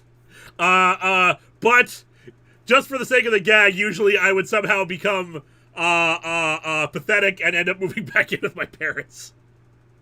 Yeah, that was my Also, I mom do yelling, know- "Clean your room." I also do believe that the sound effect that you're using there came from Squire of Gothos. Yep, Trelane, Squire of Gothos. Because I can hear the instrument in the background. Yeah, that was the one. That was the time that I could. Vega's in the chat right now. Nice likes Linkara. She always wants me. She keeps wanting me to show my legs on stream. I don't get it. But yeah, You have good legs someone was that asking. the world needs to see. Someone was asking if this was the first time I did the what hat joke. No, the first instance of the what hat joke was the intro video. Episode 0 is what I call it. Basically, it was just an introduction where I did a few things and answered a few general questions. And that was the like why do you wear that hat or where'd you get that Parody hat? And it's like, what hat? Yeah, it's Q&A. Also, the Duke, Eliza. I'm glad someone else remembers Mummy's Alive. The show is underrated, in my opinion. Okay, here's the thing about me. I have watched every cartoon. Joking, I haven't seen every cartoon. I just seen a lot of them. Linkara's hat is actually just some kind of symbiotic creature. Okay, so here, let me explain the hat. It's more relevant to a future storyline. So as I've said, the anniversary movies are canonical. They happened in the Atop the Fourth Wall storyline. Important lore happens that means I can't separate it. So one of the things they established in Suburban Nights is that magic naturally drains people's life force as you use it. Makes them grow older and stuff like that. So in this case, it's not a hat; it's a talisman. It basically protects Linkara from the negative effects of using magic. Does Linkara know? Does Linkara know that? Yes. Oh, okay. That is the hat lore. That is the hat lore. Deep hat lore. The hat is what keeps him from artificially aging from the use of magic. Hence why every time he's you ask about the hat, he says, "What hat?" Because it's not technically a hat, even though it totally is. It is. You have no idea how much plot armor. Literally plot armor. Your TV tropes page and your Atop the Fourth Wall wiki is gonna get loaded with info from this one stream alone. What is the lore of the fact that you stopped wearing gold? Well, that's like 4 storylines away. Anyway, let's resume. I think this is our first appearance of Mechakara. Yep. So yeah, since I was starting to do a proper storyline now with a villain, I wanted to establish a very, very clear delineation line. We had the Dr. Insano stuff. We kind of had the confrontation with him for the Warrior review. But now it's time to move from silly villain to creepy mystery one. So it's just like, here's we established Dr. Insano here. He's like, haha, I'm being silly. I'm doing my funny gag shtick. And then it's like instant mood switch. Make my demands known. Linkara, come in. I've got a special surprise for... Wait a minute. You're not Linkara. Oh, but I am Linkara. More or less. More or less. You can tell I've seen this multiple times. So why does Mechakara have skeleton hands? That's not a skeleton hand. That is an old toy that I don't know I always forget the damn name of the thing. But it was a common children's toy in the early to late 90s, where it was like it was like a robot hand that would like fit over your child's hand that you like manipulated with your fingers. The thumb was a separate thing, and there would be like a little thing that came on top of it that had like a little claw that you could detach. Yep. Ah, okay. I got in trouble when I got one of those because I took mine apart in order to figure out how it worked and then recreate it using cardboard. Nice. They sell a different kind of version of it nowadays for like $30. I keep seeing it like Target and not Toys R Us, but like other toy department things. It's actually really cool. A much better upgraded version of the same idea. Not as much as I got in trouble for taking apart the toaster to figure out how it worked in order to make one out of cardboard. Appreciate the initiative. I love that record scratch. Again, again, as we come in here, we're flying by the seat of our pants here. I'd never tried to do anything like this before. None of us knew what we were doing. So sometimes we had like, the record scratch to interrupt like the funny music and stuff like that. And I didn't know Mechakara's backstory when we started. All I had was robot duplicate of Linkara is trying to do evil things to him. That's all I had. I decided I would figure it out later. And I did. But at this point, hence why him saying I am Linkara more or less is kind of out of character for him, as we've established, because he hates looking like Linkara. He hates doing this. He hates being in flesh. But, first time I've ever tried to do this, so I hadn't quite gotten his character down and what he wanted. The Duke, I just realized Linkara has something in common with Godzilla. They both have a mecha clone, lol. Indeed. All right, that was the very first appearance of Mechakara. His eyes were just like Photoshop, the same Photoshop red dot that I used for the torpedo, just shrunk. Tim Johnson, flying by the seat of your pants? Of course, the flying pants. Well, why do you think he didn't have pants time traveling? Exactly. All right, let's resume. So did you get all that? Oh, countdown. Touching on all the absolutely stupid moments of this series. We'd be here all day. Yet another comic trying to kill you. Every detail like I do in my regular reviews.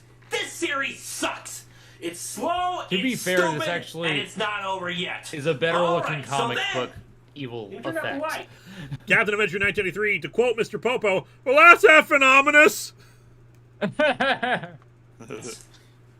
Oh, sweet! I don't have to keep reviewing. The hallway outside my bedroom. And again, we, hadn't really gotten his agenda down yet. That was not the reaction I had intended. I used Adobe, not Adobe, Cool Edit 2000 is what it's called. Which, that brings back memories. For his voice. So I had to export it, put it back in again. But eventually Adobe Audition basically is Cool Edit 2000, just like, upgraded form of it. Oh my god, thank you for referencing Cool Edit. This is the tools we had in 2009, 2010. I remember being in a high school computer lab. It's like we're gonna do some serious audio editing, and I'm expecting something called Audacity would be the right name or something. We're gonna use Cool Edit. It's the industry standard. What? We're gonna use Napster. This was pre-Audacity, I suppose. Yes, it was. This was long, long before Audacity. Oh yeah, so Mechakara's whole deal wasn't figured out yet. It was just like, okay, he's disrupting the show. Why is he disrupting the show? We'll figure it out. We'll fix it in post. Oh yes, he's coming to get you. So Dr. Insano warning Linkara that Mechakara's coming. He made me cut my hair. The bastard.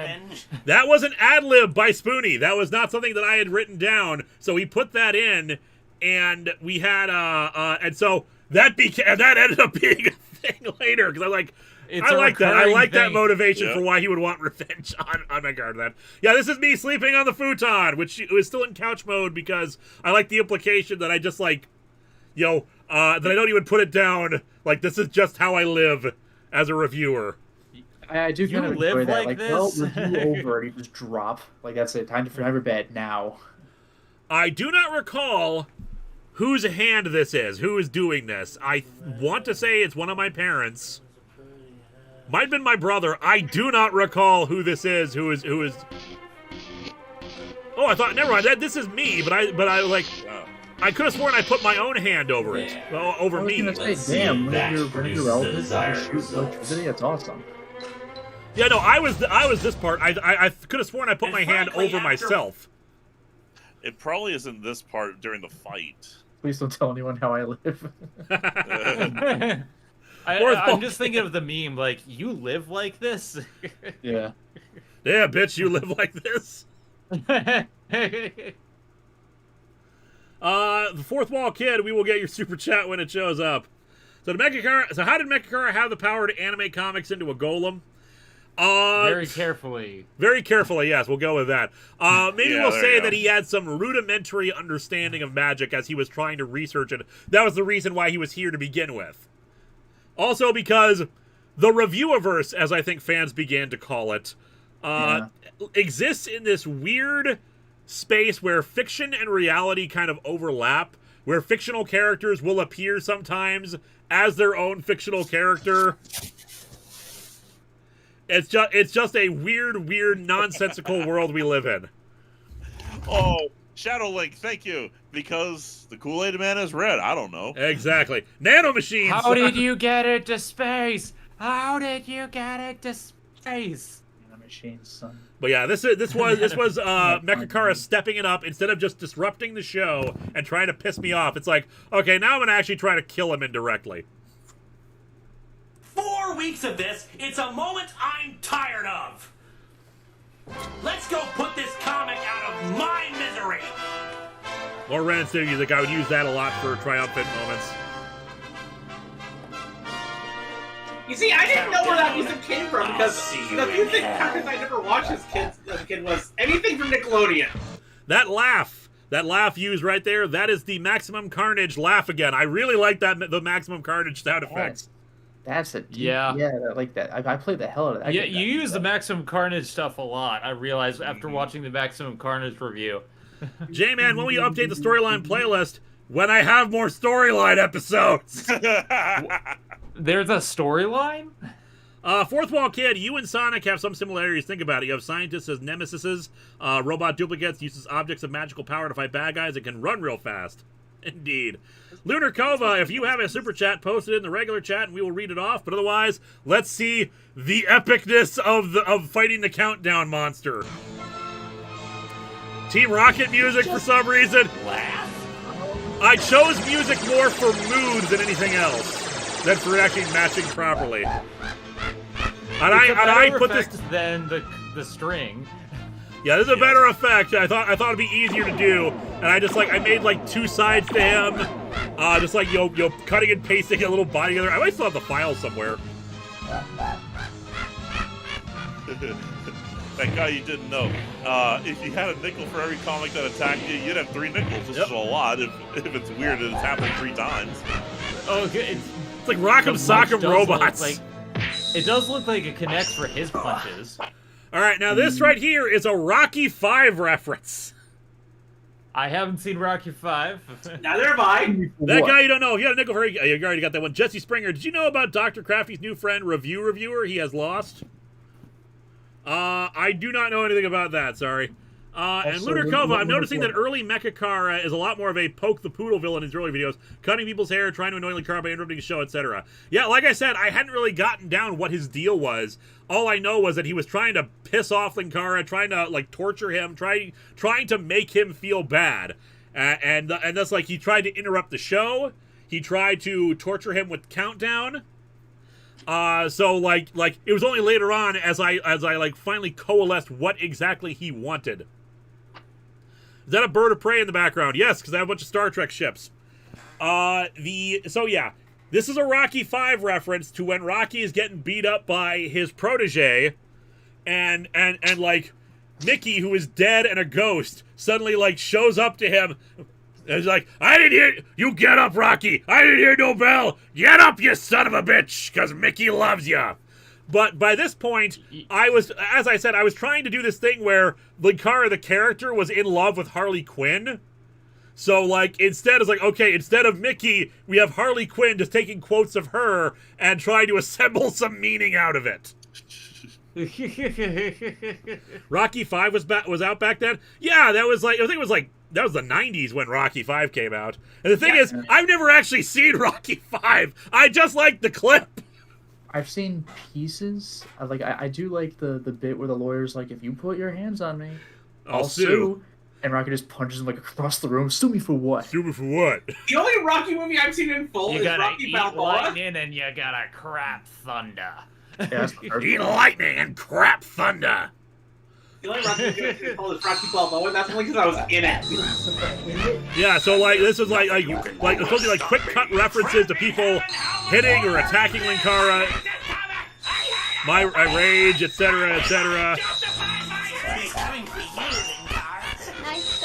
And then Harley Quinn showing up for no reason. Look, Harley Quinn is badass, okay? Yes, but it makes no sense if you didn't know that part, that backstory with me already. So it's plus she's already taken by Ivy anyway, so. Well, that's why polyamory is a thing. Oh, this is the music has been edited here. Originally, I think the Rocky theme was playing in this, and I had to edit that out because, of course, copyright. Yeah. So the first of the music replacements. Yeah, how to do the music replacements. Who is in love with Harley Quinn? Yes, but at the same time, it's weird for a real person to be in love with a fictional character. Like physically in love. That's weird. Speaking of the soundtrack, by the way, the Fourth Wall Kids super chat is what was the name for this OST? Knowing for this for this track. Just for this OST. Yeah, I'm trying to remember the name of this. This was a music loops track. Now they're called royalty-free music tracks, or music loops, something like that. I want to say like Showdown or something like that. I'm sorry, I can't remember. I do not have them right in front of me. That's on the other computer. And I have a bunch of tracks now, so I'd have to track it down again specifically.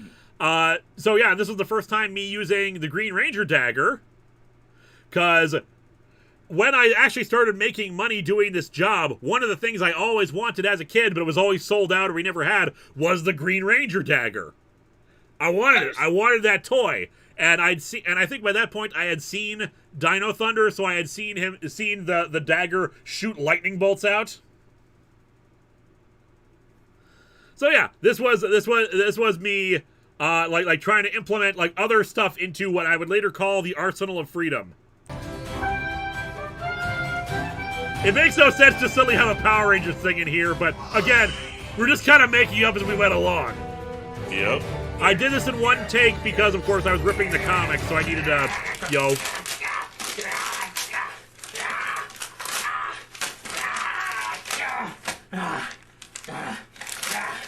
I think a lot of these were my original copies of Countdown, because I collected Countdown as it went. Oof. That's a waste of money. So, Professor Harmless with a smiley face. Countdown sucks. That's the original or the 2010 release? That's the original release, the original toys. And yes, you included the Final Fantasy VIII stuff here because of what would later be relevant to the Clone Saga. Yes, that's the only reason I included it, because we were doing the Clone Saga when I did this. So. Yeah, so it was important to include this to have that context of Spoonie is killed by Dr. Insano. This experiment permanently. Welcome to Top Fourth Wall, where bad comics are shredded by hand with much effort. It happens much more often than you burning them. Your camera's crapping out, and you still live with your yeah, Black Lantern Spoonie. That was a thing. I forgot about that. We need to establish that stuff too. This is all important. We were the first cinematic universe. But you can't kill I love his son. You're me. And I can't even begin to Soul tell you how Crusherist, confusing was that this is when before you tax started season History of rolls Power around. Rangers? Now, it's much simpler Yes, this way. Besides, because it was I simply working know on that this by this storyline particular specifically assassination, that ordinary inspired me to do average History of Power ordinary Rangers. like this, Because I ended up when I rewatching mention a bunch your of Power name, Rangers stuff because I wanted to do an homage to it for the finale.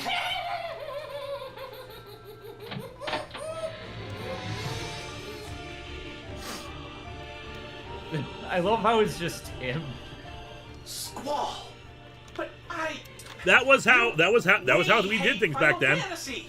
I know. We Everyone were. was. Is it about the No one had any Different friends. characters. Professor Harmless says, in addition to the smiley face, he meant to write headcanon. Linkara suffers from chronic traumatic Squality control. Quality control. Oh my Encephalopathy. Yeah, that. Due to repeated punches to the face. A bit, yeah. I mean, Linkara in universe has a therapist because of all the traumatic stuff he's gone through.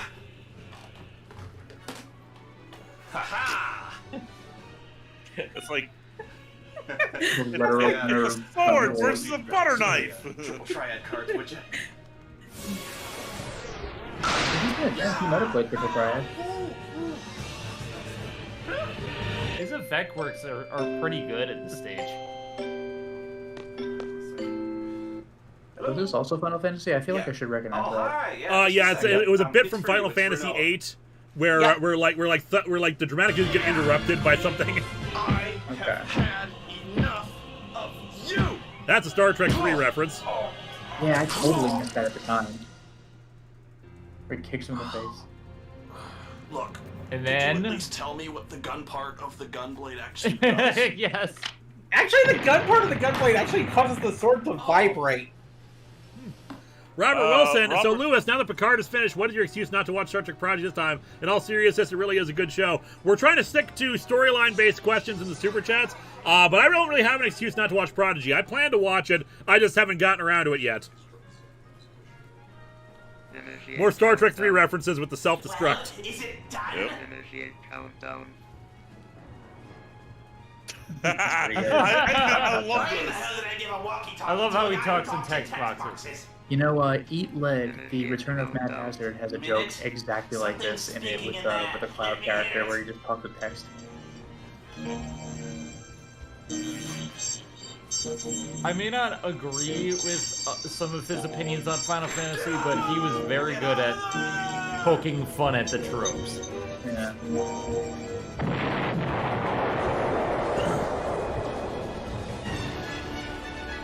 Yeah, more Star I'm gonna turn down the music for a second because Star Trek 3 music. Yeah, again, you could have gotten away with this back then with Blip. Yep. Yep. Yeah. The good old days. So I think we talked. Glory days. And then another bigger explosion. We talked about. I can't remember when we talked about this, but we introduced the idea of, hey, why don't we have Linkara clone Spoonie back to life? So I was like, oh, okay, yeah, I think that'll be cool. We'll make it a whole thing, especially since he's gonna do the clones of Bruce Lee thing. Well, I gotta ask, how the hell did what's left of Spoonie become clay? The idea was just it was supposed to be a remains. That is actually an eraser. Gray protoplasm? When I was in college, I took an art class. Shows how well I did. And that was like a putty eraser that I got, and I kept it in a Ziploc. It's like, yeah, this could be the prop for what remains of Spoonie, like this little lump of protoplasm or whatever. And right now, this room here is my brother's old room. He moved out a few years before I started doing my show, and his bedroom basically became storage until nowadays it's a guest room.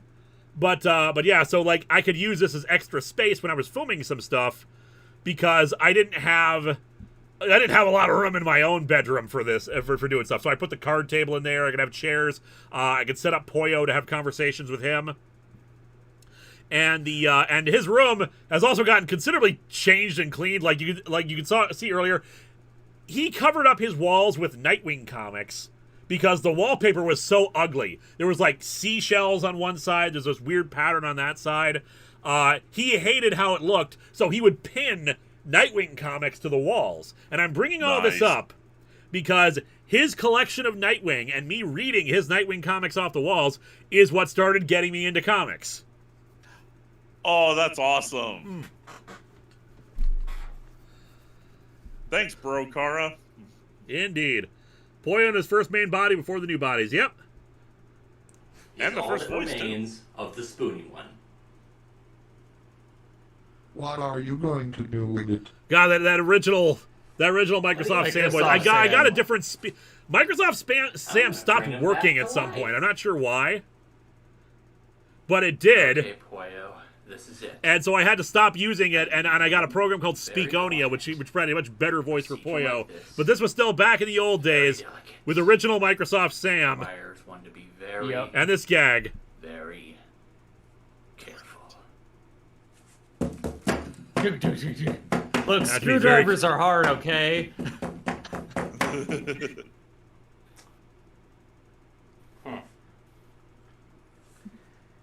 Maybe if I hit it with the screwdriver instead. I did say Why screwdrivers don't were you hard. just do what Superboy Prime So did so and yeah, punch the wall? so you see what I mean when I retcon this later on in the 10th anniversary storyline. I don't know how to create clones. Look at what I'm doing here. And Dr. Insano became a guy. Dr. Insano was always a guy. Yeah, just keep telling yourself that. Soul Crusher asked, it was actually because of you and Spoonie doing the Black Lantern stuff that inspired me to purchase my first comic. I Nice. can't think in this silence. Put on a movie or something. What movie do you want? I don't know, surprise me. Yeah, Spoonie told me about the How clones about of Bruce Lee, Clones just of this Bruce bizarre little film. Clones of Bruce Lee. I'm surprised you never mind that little bit of trivia there for lore. What's that? The where all you did was turn Dr. Insano into a guy, and Poyo says Dr. Insano was always a guy. Yeah, just keep telling yourself that. Yeah, the Schlumper brothers, you know, the Schlumper sister. Oh me, oh my, oh me. Mike Sherry, the Nightwing story is still as interesting to hear after how many years since March of the Titans? Yeah, March of the Titans was 2011, 2012, so yeah, 11 years later. Wow. One of the clones of Bruce Lee was also the Super Inframan. Neat. So yeah, this is from the Clones of Bruce Lee review where I'm reprogramming his brain. This is also back when I was trying to promote Revolution of the Mask. I'm not doing that anymore because it's amateur. Well, the artwork is still halfway decent. I'm still in contact with BJC, Benjamin J. Cologne. But yeah, this Revolution of the Mask, I was, again, it was only a few years after Lightbringer, and I still thought I could make comics. It was not very good. But yeah, the clone thing, so we can assume that in between all this is when I met with Dr. Linkano and, and created the clones and everything. 98%. Now I'll just Benjamin J. Clone, you say? Fantasy 8 hate. How were we able to self-publish a book? There were self-publishing services back then. And yeah. Let's include just a little something extra. Heck, I self-published a comic back in 2002. Yep. Even back then, I was starting to get embarrassed by Lightbringer because I knew I couldn't. I knew it wasn't very good. Of the Mask is the I thought, hey, Revolution of the Mask is halfway decent. I should promote that. Do with No. this comic is rip it a new. See again. This is Hi, Cable.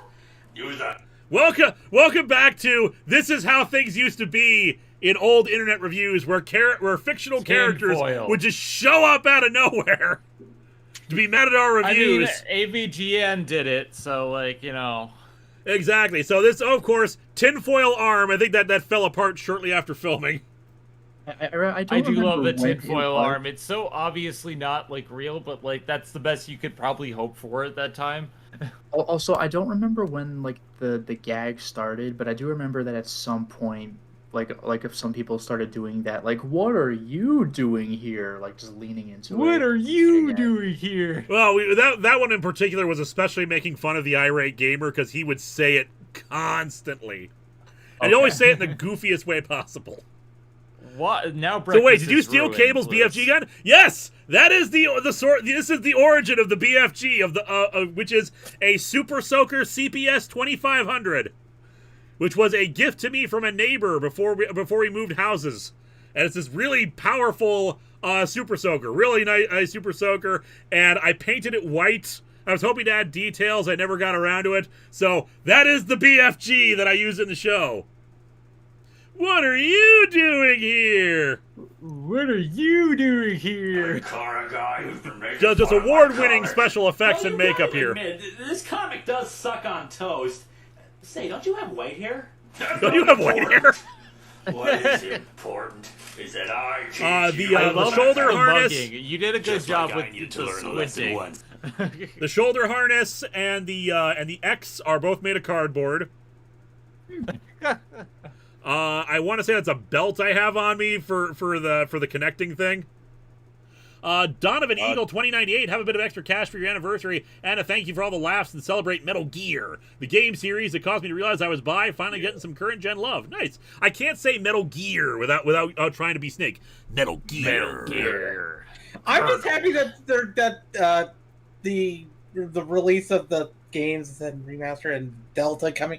I can't wait to play those. Because I've got a brand new Super Soaker and I'll give you the key. Da, da, da, da, da, da. Look at that face. Yes, because I was trying to emulate how it was in the comic, where we were like, Cable kept making these goofy, like, constipated faces 90s. while there was narration overhead. So that was me trying to emulate what that actually would look like in real life. The 90s where everyone's scowled. Well, my big memory of Cable from the 90s was when he was the true strength of a person isn't found in they're like, who are you? clouds The or wild man of Borneo. Whatever the hell that means. closed fist. Oh, that's because they had no idea what they were doing with Cable in the first season. What's this? A magnet. Yeah, because I had to explain what the hell that was, because you couldn't tell that it was like a refrigerator magnet. I love how magnets like try to. Sweet, new gun. And I had the Star Trek Elite Force gun selection sound effect there, just because references. Yep. Magnets, how do they work? And then we would explain, and then of course it was setting up the Mecher. Okay, yeah, this is the hand I'm thinking about. I can't remember whose hand this is. I want to say it's my mom's. Wait a second. You're not Linkara. Who are? He's mine. Like she's holding the camera while fake choking me there. And let's face it, if you're gonna have robots in your story, you should have something really cool happen. Continuity alarm. Hey, who's been screwing around with the continuity alarm? Well, I think continuity alarm took like a long vacation. Good. One less electronic entity for you to abuse.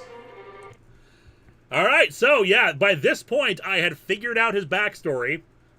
And I was like, okay, he's not the one who disabled the continuity alarm, but people will think he did. No, that was actually setting up for either Vice or the Entity. I can't remember which. One of the two, but the continuity alarm knew the truth. And thus had to be silenced. You guys still there? Yeah. Okay, yeah, you got quiet there. But yeah, by this point, I had figured out Mechakara, and I had figured out his end game. Hence he's trying to, he's a robot, he's Poyo from another universe, etc. I mean, for something you created on the fly, for something that is, we like to poke fun at, I think you did a pretty good job.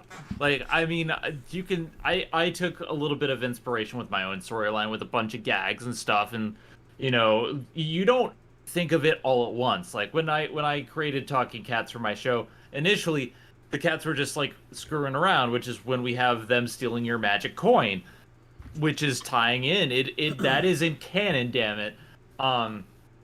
But yeah, like, when you first start out, you just gotta, like, kind of throw things at the wall, see what sticks.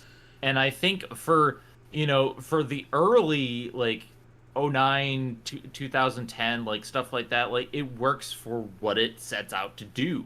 Hanyamaro, how could a warning system be sentient? I tend to do all my robotic things in my show tend to have, like, AI behind them.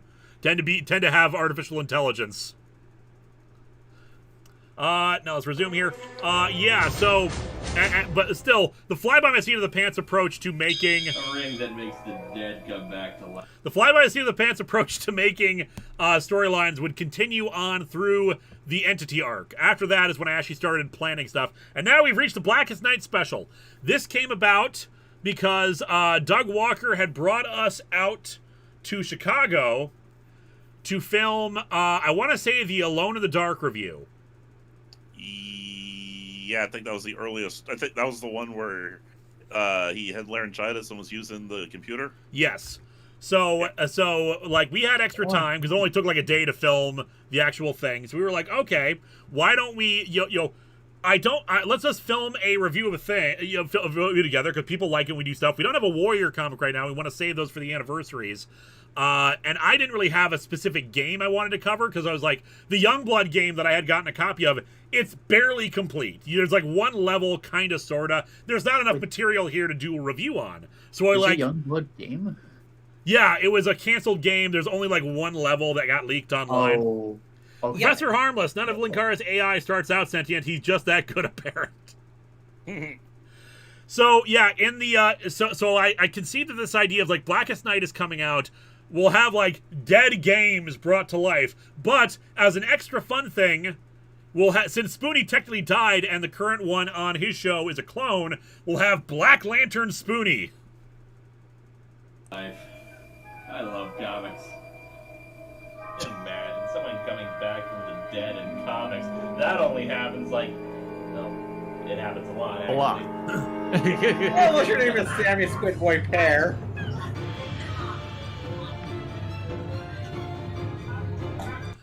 Okay. This title card is because we forgot to film the bit with me getting up and escaping. There was no footage of it. That escape is something they were songs about. That is like the that. escape of legends. That off-screen struggle was what they write songs about. They had a bit like that in an old Simpsons episode where they were like, well, we're not going to bore you with the details of a miraculous escape. Yeah, but it was funnier there. This was just a case of, crap, we forgot to film me actually getting away. It actually works. It actually works in the humor of the show, though, so... Yeah. Sebastian Emon, hey Lewis, you know how Aaron mentioned the cosmic horror that was beat by Magic Spear that got smelted down into coinage like the Magic Coin? I'm wondering about one of those coins being a reboot pin. It could be. I'm not sure about that part. Reboot.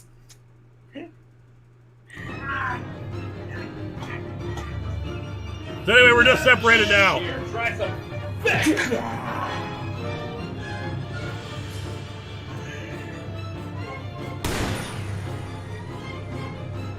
And that one was a regular gunshot because, like, I was like, okay, Doug has already established, thanks to the brawl. I want to say this was before Kickassia, I want to say. So, like, we'll still do the bit. We'll do the bit where like, the gun can do multiple things now. So I will have it be a regular bullet just to establish that that's not actually, like, doing anything.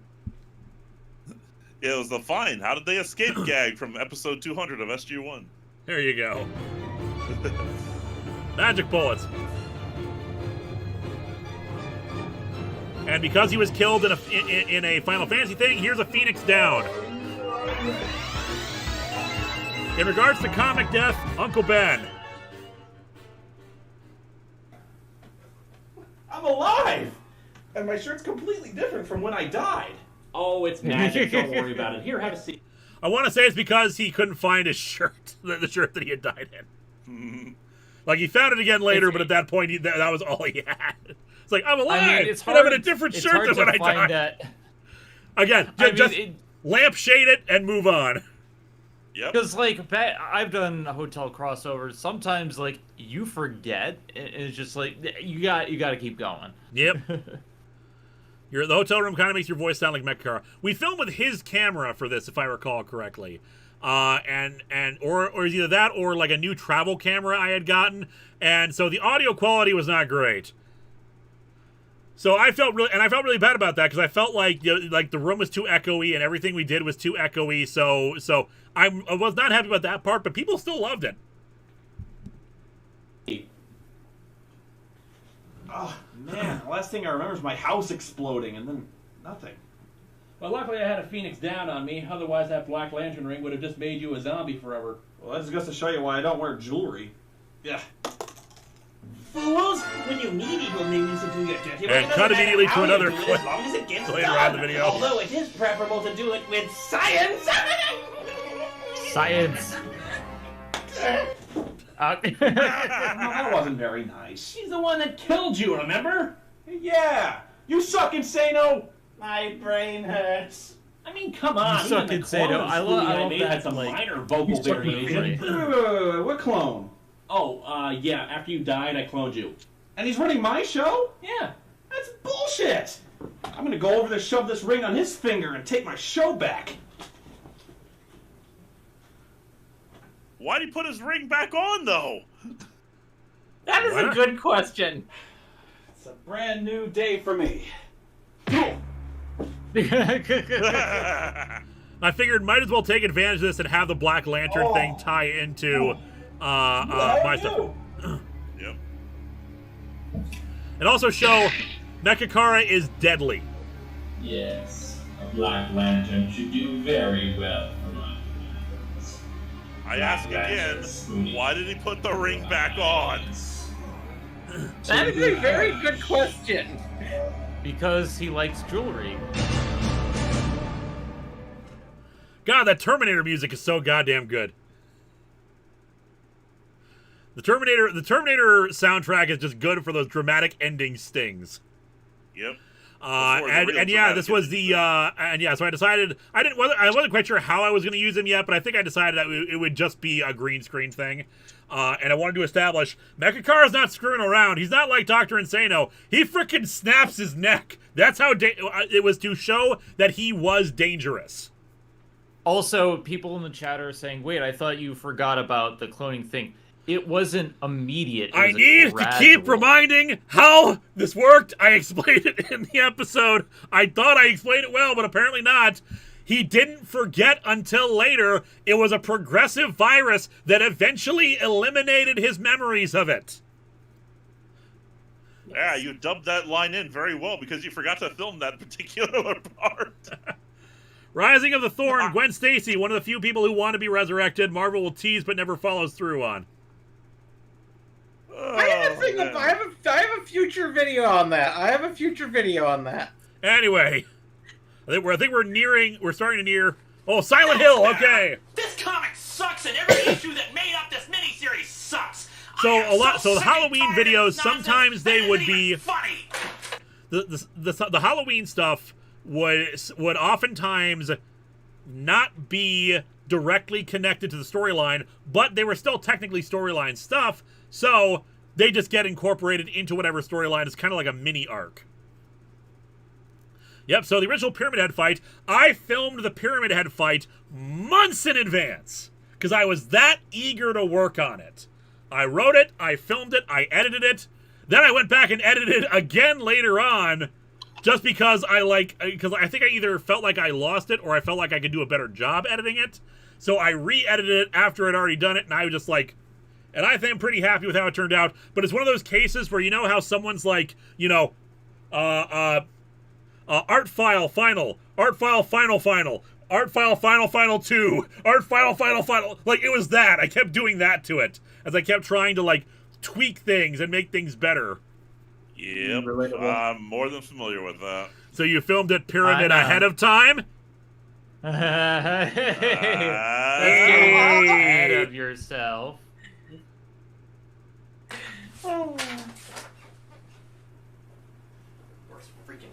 This is the main level of my parents' house. Who was in the Pyramid costume? That was my dad, which we'll see in a bit here. Pyramid Dad. Pyramid Dad.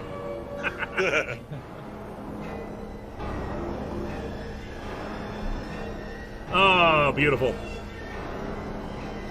Slightly red tinge in here. This is generally. That's basic. Well, that's basically all you need for an otherworld effect. Well, there's one other thing you can do. I love that you got a magic gun, like.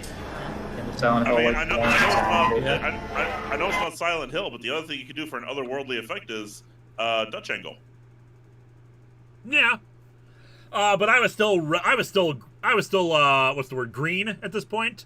So nails on a chalkboard. You do that sound effect a little too well. The sound effect is supposed to be the sound of the great knife being dragged along a metal ground, even though the ground is like tile.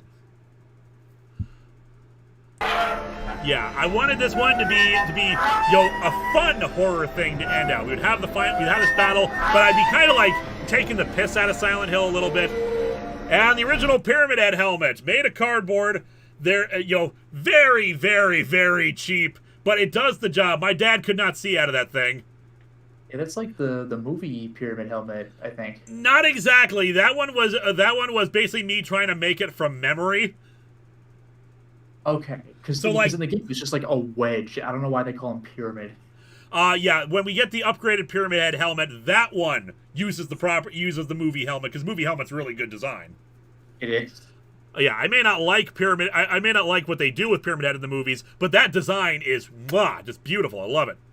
He shouldn't have been in the first movie, but I kind of did like what they did with him in the first movie. Not the second one, though.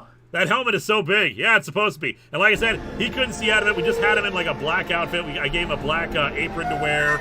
A few POV shots. I wonder he's still trapped in the Virtual Boy universe. No, he's trapped in Full House. And the great knife design I made for it. And now... girl about yay high black hair. I need to go back a second here. Unfortunately, I can't really do that. But if you can see like the head a little better. Okay, this is also why we couldn't film it from behind, because I was like making this from memory. I didn't realize how much of the back of the Pyramid Head was not covered. So like you could see like my dad's proper head wearing a bicycle helmet, and that if I had if we had shot him from behind. Chris Anderson, whenever I see someone at a con dressed as Pyramid Head, I always look up and say, like, excuse me, you see a little girl about yay high black hair? Yeah, that's just Silent Hill 1 reference with that. And it's just like, because Harry Mason would go around and be like, have you seen a little girl, black hair, about 7 years old? And so that was my like, excuse me, see a little girl about yay high black hair? Yeah, and James always asks if you've seen his wife. Yep. That guy you don't know, what's your favorite Halloween segment? That is a toughie, because there are a lot of ones that I really liked. There's the comedic one that I like to go back to on occasion. Not this one, which I still like this one, but the one where from a few years ago, from one of the Hellraiser videos, we're kind of doing the warrior thing. We're just having like different scenarios and weird alternate universes bleed in. The Entity storyline I love, Sleepwalker storyline stuff I love, the Ghostbuster stuff. I always go back to those ones because that allowed me to play with actual horror stuff. The Halloween segments are always so fun to do, and I have ideas for the next one. I don't know what I'm doing for the next few. I've had ideas for these Halloween segments for like several years now, and I've had to make up some on the spot for other ones. This one is the last one that I definitely have planned, and I got to figure out what I'm going to do for future ones. Benjamin Hall, your dad might work as a villain angry about your lack of credit and blown up residences. So yeah, this is me kind of making fun of Silent Hill, just like in a goofy way. Just like, like, because you're wearing a big echo chamber on your head, aren't you? Like, you're basically putting like a big bell on your head. What happens if you start hitting it?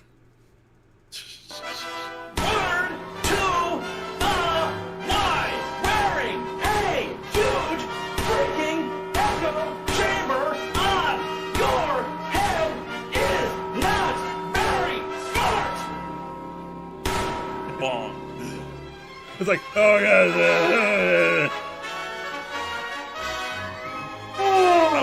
Here, catch! That was very quickly done, but like that was like a filmed in reverse shot where he actually threw it, and I reversed the footage to make it look like he caught it. What if under the helmet Pyramid's head is still shaped like a pyramid fleshy? Yeah, there's a few toys that actually suggest that, like a statue that shows a big fleshy pyramid-shaped mass underneath it. Yeah, it's pretty hideous. Even his cartoon appearance in Super Bomberman R, I think, alludes to that. Yep. Oh, Sweet. I heard Linkara bought the magic gun on eBay. How did the magic gun get on eBay when the whole cult is dead? No, he did not.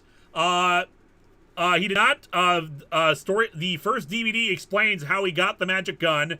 It's less impressive than you would think. He got the magic book, the one that actually created all the spells to make his toys into real objects. He got that from Etsy. Hanyamaru, if you're going to do this again, remember you can save some money on going with Pyramid Head's brother Trapezoid Head instead. Oh, you must be referring to Silent Hill Origin, that guy. Might be referring to the comic. Yes! I caught I call him Doorstop Head. What am I supposed to do with it? And of course, another Pyramid Head. Oh, another one, huh? Batter up! This one has extra protection. Swing and a They miss. put a muffler in! Yep. Swing and a miss. They both have great knife and shenanigans.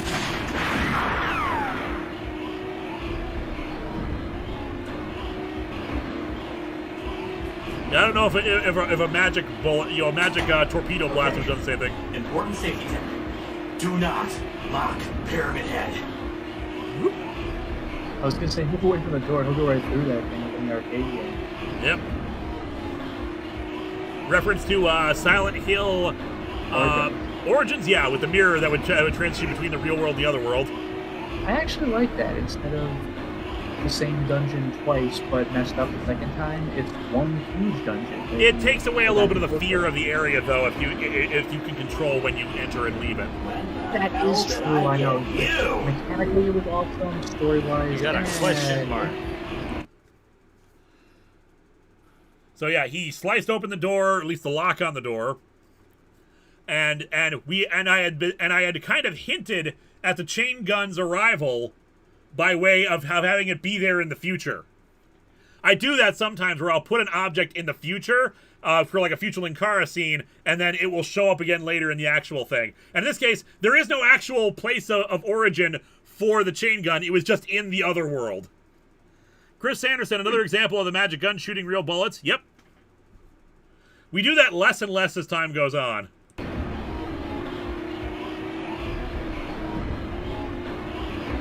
Hey, Pyramid Head.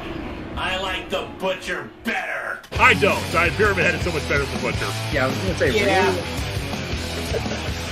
It's just a mocking tone. And more Maximum Carnage music, the actual tune that Green Jelly adapted into it. Because I thought the actual rock music would sound better. Oh, dude, you're right. Okay. I didn't know that. Oh. DetonationFilms.com? Yep. Groovy. Now that... After they beat the level. Yep, that was... Actually, I think it's the Firestar theme. Oh, wow. And now that one, actually, I combined the Sega Genesis and Super Nintendo sounds for that clip, because I thought they sounded stronger together, especially after the real guitars from the Green Jelly song. When was the last time the chain gun was used? A long while ago. Mostly because that prop is not in great shape. I could still probably use it, and I kind of keep it around for nostalgia, but if I'm going to ever do it again, I'm going to make it proper. Made with the finest 1-gallon milk jugs. Exactly. I don't know if you were here earlier when I explained that. And the groovy Evil Dead. Yep. I'm a 12.0 on the 10.0 scale of badness. Yeah, why didn't that become the motto from June 2016? Guns are for wussies! I'm cooking with gas! Aw. Can't believe, like... Buffy music. And the only reason I included that was for this part at the end. Yeah, to set up that I had thrown the gun away, and yep. By that point I discovered Mechakara's goal is to steal the magic gun. Hanyamaru, you got me thinking now, has any Silent Hill protagonist tried using a gun against the monsters? Yes, and you get guns in Silent Hill. It's just, sometimes it's not enough. Yet, but soon enough. You can see my hand a lot more on that shot. I always try to wear a black glove during those bits. The fourth wall, where bad comics burn. I freaking love Christmas. There's something in the... It was working back then. The snap. Yeah, the snap to crit. Yep. That's my superpower. I'm gonna use that someday in a video where like don't you have any you're a sorcerer? Do you have any magic powers or something? Well, this and like snap my fingers and like make Christmas decorations appear. Yes, Santa had appeared. Greatest power ever. Yes. Just a minor tangent since we're using clips from this anyway. I always wanted to decorate the set for Christmas, make it look like a proper Christmas set, but like the viewfinder when I was looking at this, it looked awful. It looked like my face was dark and the lights were taking over everything. So I took them down later in the episode. But then when I looked at the footage, oh, it looks fine. So that sucked there. But yeah, that's why and thus it became a recurring thing of me trying to put Christmas decorations up later on. If you ever actually do that Christmas decoration gag, two things: one, make sure it's in the middle of July, and two, make sure you also change your outfit to the Christmas one. Of course. Yes. But it's Clive in the Christmas outfit. Full of joy, full of good cheer. So I needed to start setting up. This is the show where we review crappy comics, which usually means that I need to start setting up like the connection to Poyo so that the clues were all there if people wanted to figure it out. Linkara, also, Jacob Marley. Man, it's fun also looking back at this and looking back at my old room because you see like the evolution of the room as it goes along. So like my dresser now has like a little bookcase on there. And you see the pretty bunny and the other porcelain dolls there. Not dolls, porcelain animals that I think my grandfather painted those. And it would become a recurring thing. We got my dad again playing Jacob Marley. I like how that like you keep doing it and just like no one wants to be a part of it because it's so tough. Because it was so played out at that point. Everyone has done Christmas Carol parodies, but I love A Christmas Carol. So like, okay, the first time we're gonna do it as just like a joke, like this is completely unnecessary. You all get out of here, go home. Get out of here. That guy you don't know, if you had a nickel for every time you did A Christmas Carol, you have 3 nickels, which isn't a lot, but it's weird that it happened 3 times. Weird that I did this joke twice. I've technically done it 4 or 5 times. Because we have this one right here. We have the serious one with Harvey. We have a previously on segment gag in the Zombies Christmas Carol with Poyo's Christmas Carol, who's just like, this doesn't make any sense.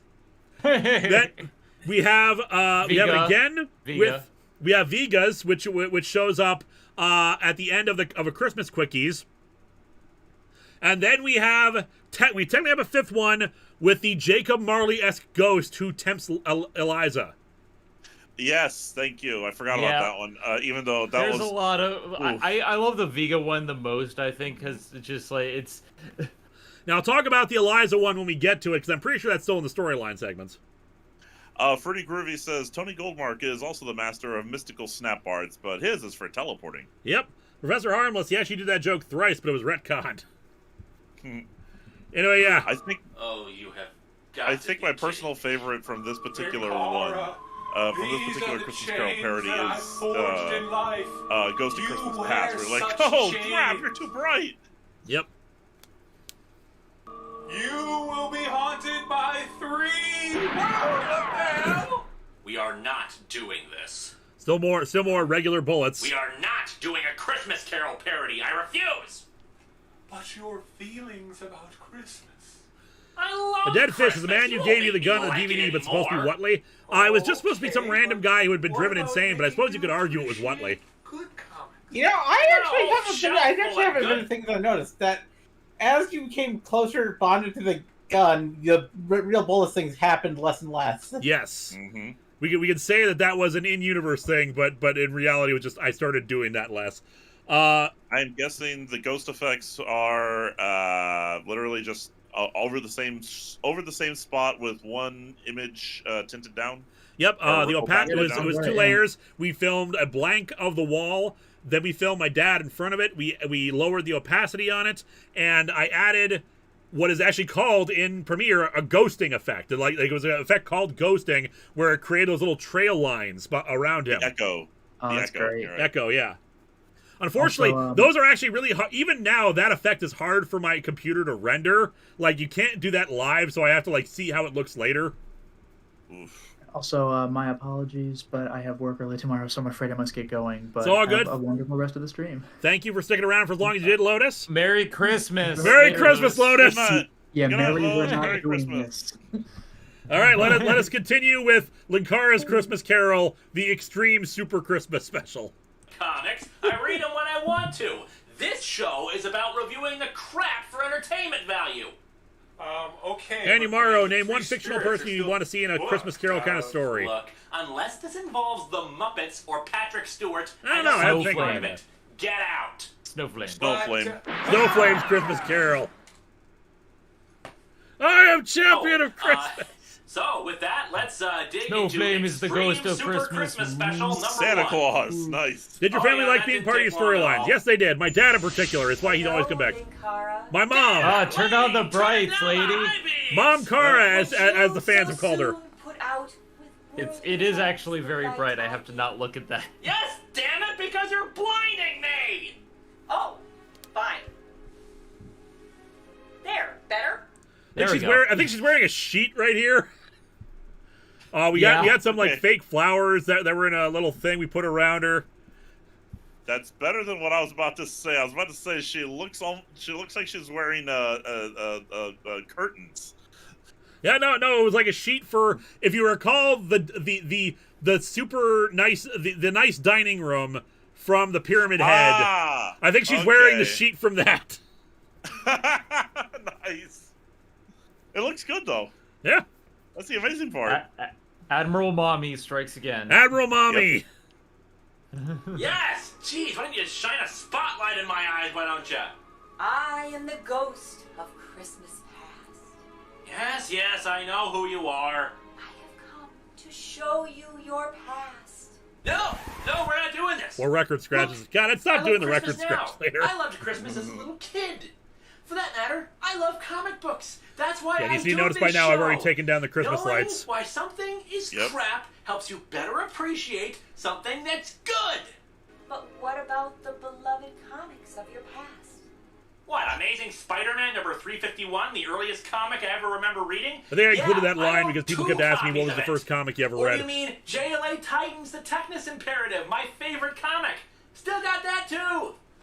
In fact, I should probably Review get a it again. replacement. This one's kind of wearing down.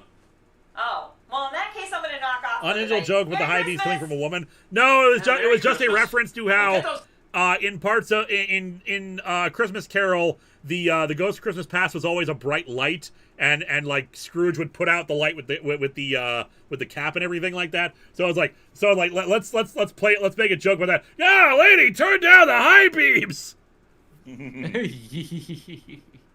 And then this Lights checked, lady. I think you got a power surge running through them. Let me ask you, dear viewers, if you were part of a famous dance troupe in New York and a short, unfunny man Fourth Wall with Kid, how many unbelievable Christmas Carol hair parodies came have done? by 5. and We told you counted to them come with earlier. him without explanation, would you do so? One of them has Quentin. And that's my brother. Linkara. I'd rather not right now. You have never... That is my green robe. I still wear that on occasion. Like if everything is if it's too cold, but I don't want to turn on the heat, or if I'm sick, I wear that. It's very plush and comfortable. That wreath, wreath he's very wearing. well, spoil sport. You know, technically you could say you've done it 6 times with the time that Snowflame goes, Snowflame is the ghost of Christmas, and you go, that's right.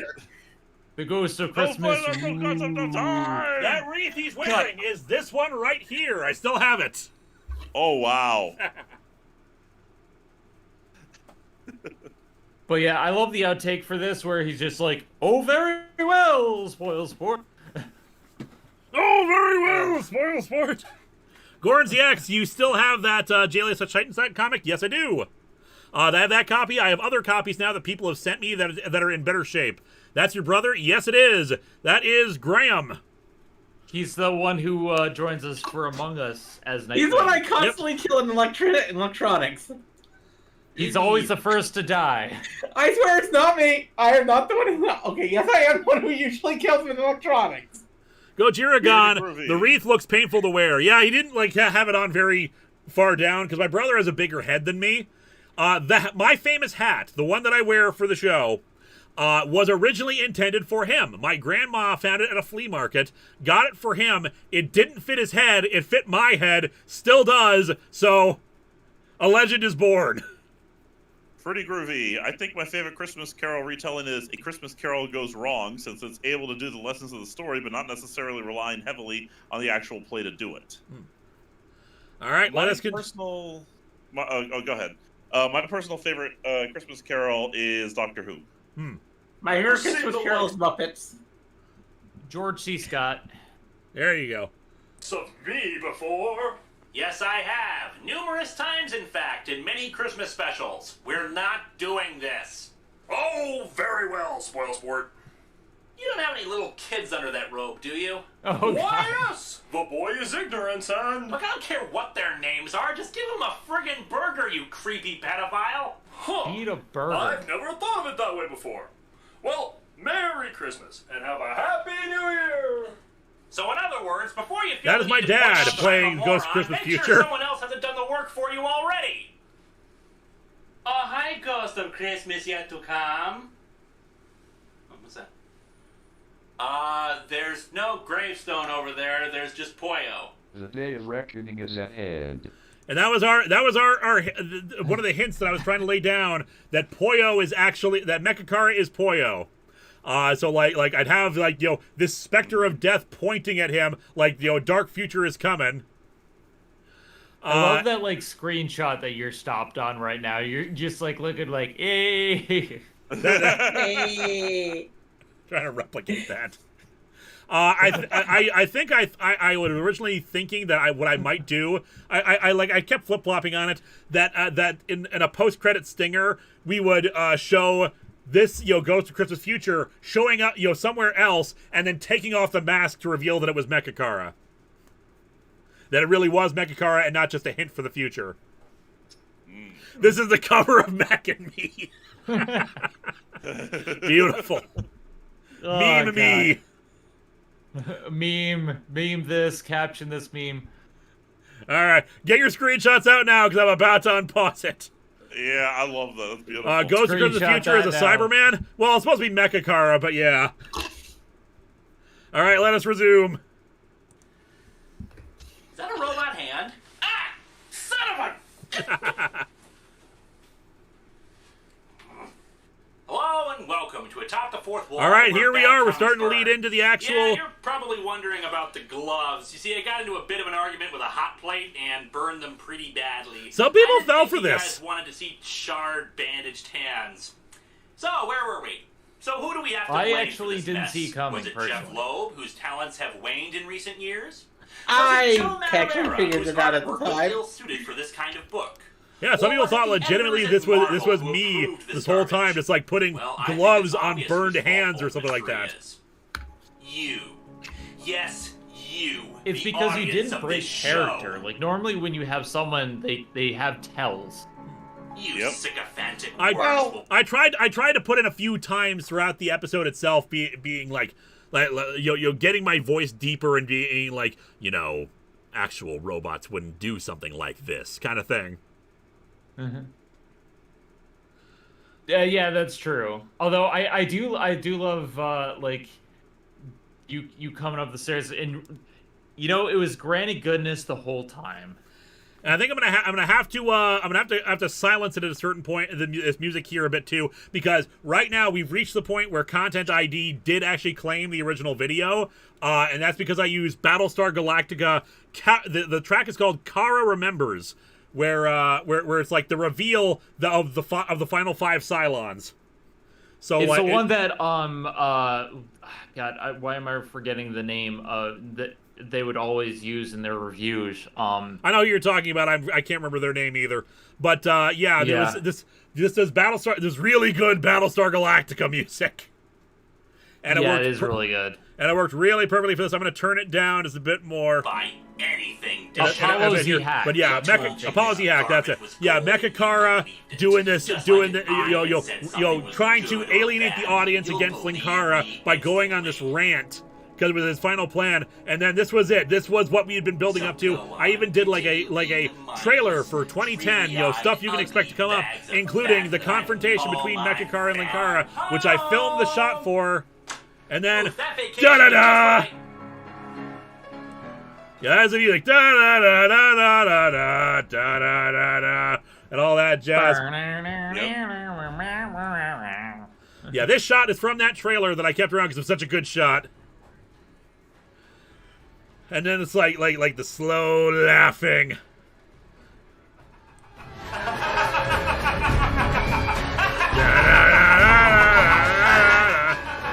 Yeah, but all that jazz got to make it quiet again. We'll come back to the actual. I love this bit though. This is my personal favorite, one of my personal favorite bits from this storyline. Welcome to Atop the Fourth Wall, where bad comics burn. All right, so let's explain what's going on here. We just had the Mechakara reveal. We finally have them showing up next to each other for the first time, and then next episode, that's as if nothing's happened. Linkara just went over. I love it. So the reasoning for this, back in the day, if you're a newer fan of Atop the Fourth Wall, back then, I had never done anything like this. This was what the storyline had been building up to this entire time. This was a big thing. Some people complained about the storyline stuff. They didn't want to have to watch it. They didn't like the extra stuff. They didn't like all these hintings and things. They just did not care for it. Why can't you just do a review? So I was like, okay. We are going, so to try to placate people who don't like the storyline stuff, instead of just having like, a week where you skip the episode or something like that, I will have 2 episodes come out on the same day, which is laughable these days considering how things have been going. But back then, I was able to, if I like did it in advance, I wrote 2 scripts, I filmed them both back to back. I had it all ready to have both episodes premiered on February 15th, 2010 alongside each other. We had the Youngblood #2 review, which would be a regular-ass review. You could completely ignore the storyline stuff. And then the Mighty Morphin Power Rangers #1 review, where with storyline heavy starting from the beginning and at the end. And the review portion was stuck in the middle there, but the storyline stuff was the real meat and potatoes of what you were here for. Ah, that's how it worked. Okay. And it still leads to one of my favorite gags. Yes, and it leads to a great gag. So if you didn't give a crap about the story stuff, it's like just shoots him. Let's just watch. It's anniversary time again. This time for my first text review of Youngblood #1 back in 2007. Happy so what better way to anniversary. honor that than by digging into Youngblood #2? That's how we got started on the text I'm reviews. still standing here. You came in, I laughed, you sat down and started reviewing. Oh, right, you're still standing there.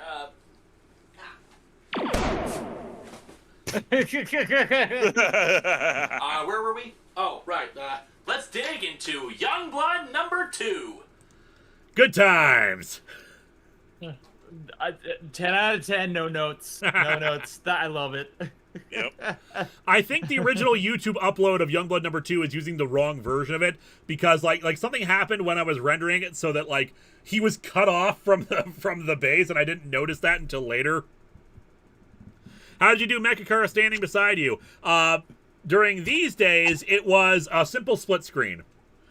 I set the focus and the exposure to manual so they would stay still. I filmed the shots of one angle, I filmed it from the other side, and I just had a split screen down the middle and just didn't have them cross and tried to time it out correctly. You can actually notice at some points that I've slowed down the footage to try to make the timing work properly. That guy you don't know, what text review do you remember fondly? What text review do I remember fondly? It's hard to say because the text reviews, I wrote them very, very differently. They were even angrier and more whiny.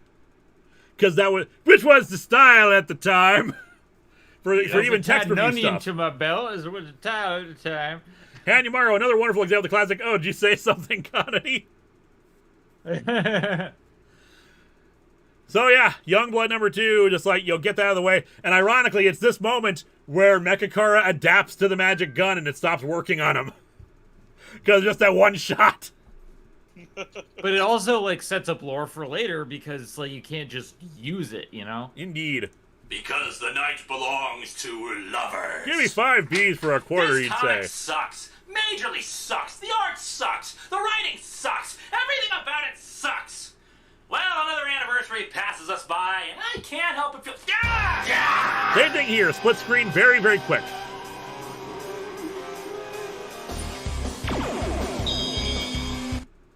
All right, so We are the Borg. The effects work here. As I said, actually, recently in the under the dome, the Dome Ground Zero review, I used to play around in 3ds Max, and so I had I got this model of like a shield, or at least like a human torso, and I can't remember what the texture I used for it, like some weird lighting effect that would render it to create that kind of weird electrical effect, and so I just like superimposed that over this to make the effect of like the green shield, like a Borg adaptation thing. The idea is from Star Trek, where the Borg have this green shield that they can adapt to the weapons, figure out a way to to stop the energy weapons from hurting them, so it creates this energy shield around them. No, I'm sorry. It's actually from the very first time we see them. Yeah, I'm gonna have to mute. I'm probably gonna have to quiet down some of this stuff again, because I got more Power Rangers music coming in. You are, bucko, but you're not human. Okay, we got another I Am a Man punch going here, but pay close attention to something that's about to happen. I can't remember how this happened, but pay attention to it, because it's a blink and you'll miss it mistake I made. Robert Wilson, now that I'm thinking of it, what exactly is Mechakara after the plot hole revived him? He's human, and he's trying to... Now he is technically a clone of Linkara, but with his own mind inside of it, and he's trying to augment himself. So anyway, pay attention, very close attention, and we'll see if the chat picks up on what the mistake is. GSR, you probably have picked up on it, so don't say what it is out loud. Let's see if the chat catches it. You are an android, but me, I am a man! All right.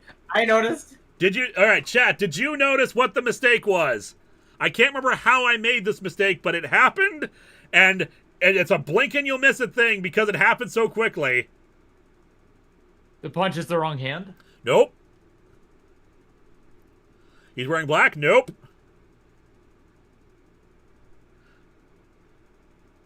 From the moment Mechakara beheld the weakness of the punch is not right. You are correct, the punch is not right, but do you know what way the punch is not right? Sounds off? Nope.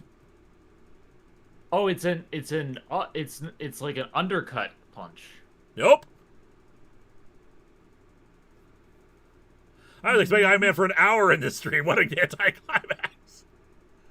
I noticed the background change. You kind of have it, Tavia Smolka. It's during a different time. Overhand versus underhand. Nope. That's not what I'm referring to. Okay, I'm just going to tell you guys, it's in 4x3! Yep. What? It's full screen instead of widescreen. I don't know how it happened, but yeah, it's in the wrong aspect ratio. Yep. I would never have noticed that. Yeah, because it's so quick. When it cuts to the stomach, to the punch, it's in 4x3 instead of 16:9. Yep.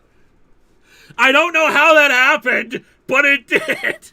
Play it again. I don't know how precise I can be with it. I can try to, though. Yeah, I mean, I see it. Nice and clean. Play it again, Sam. Oh, crap. 4x3? You can replay it. I don't know who you 4x3, are, I know that was the thing. bucko, It's in full screen. It's in non-widescreen. Here, I'll pause on it when we get to it here. Yeah. You don't notice it because of the darkness. Yep. You don't notice it because of the darkness on Mechakara's side. But no, that is yeah, you can see it on the right here where it's in the wrong aspect ratio. Yep. Oh, God. And there's a reason you never notice it, because your focus is on the punch. Yep. And on Mechakara's side, which goes into the solid black. Yeah, the moment you said that there's a blinking you'll miss it thing, I was looking away from where the punch was. Because I figured, okay, if it's a blink and you'll miss something, that means it's probably away from where the punch actually happened. I punched him so hard, the aspect ratio changed. Oh no, they punched the walls of reality. Oh, also, once again, you can tell like the changing background of my bedroom, because now instead of a dresser, I have the drawers back there. And you got the Defiant on top of them. Yep. To comply with Zack Snyder's vision. Well, here's the thing. Okay, I like this. I like they say, as Gordon TX says, now I can't unsee it. Well, yeah, it's paused right there. The next punch knocks him down at 240p. Why do I always try to punch robots? It never works. Yep, call back to Nutro there. Hanumaro, man, no wonder the punch failed. The plot hole messed it up.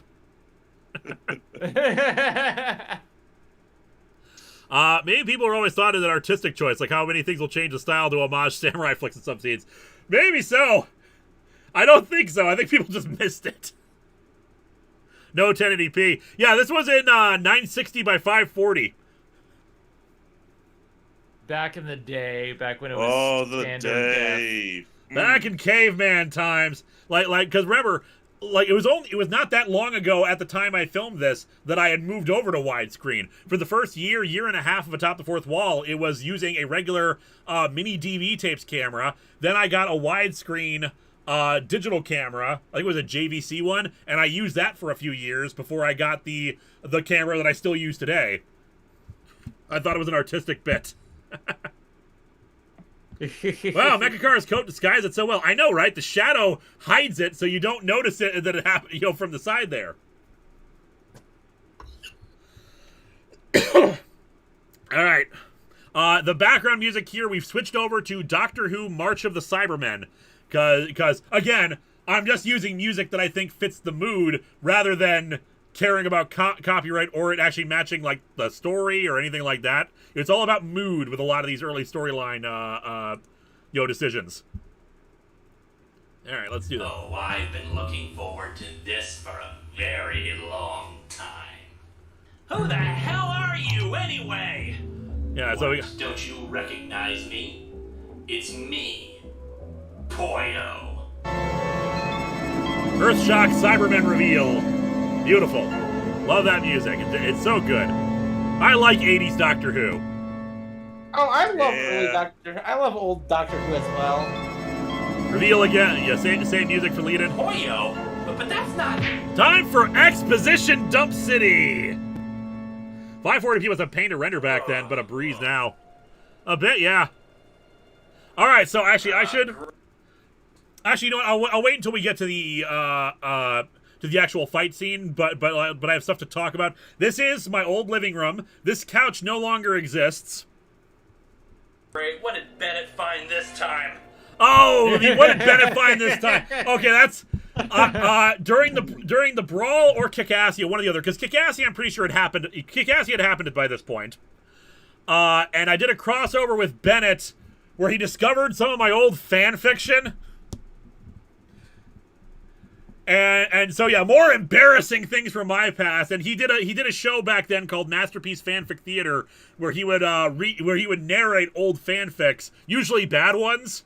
The one I most remember is like a guy having sex with a velociraptor. Oh God, I remember we used to like there was like My Immortal and stuff like that.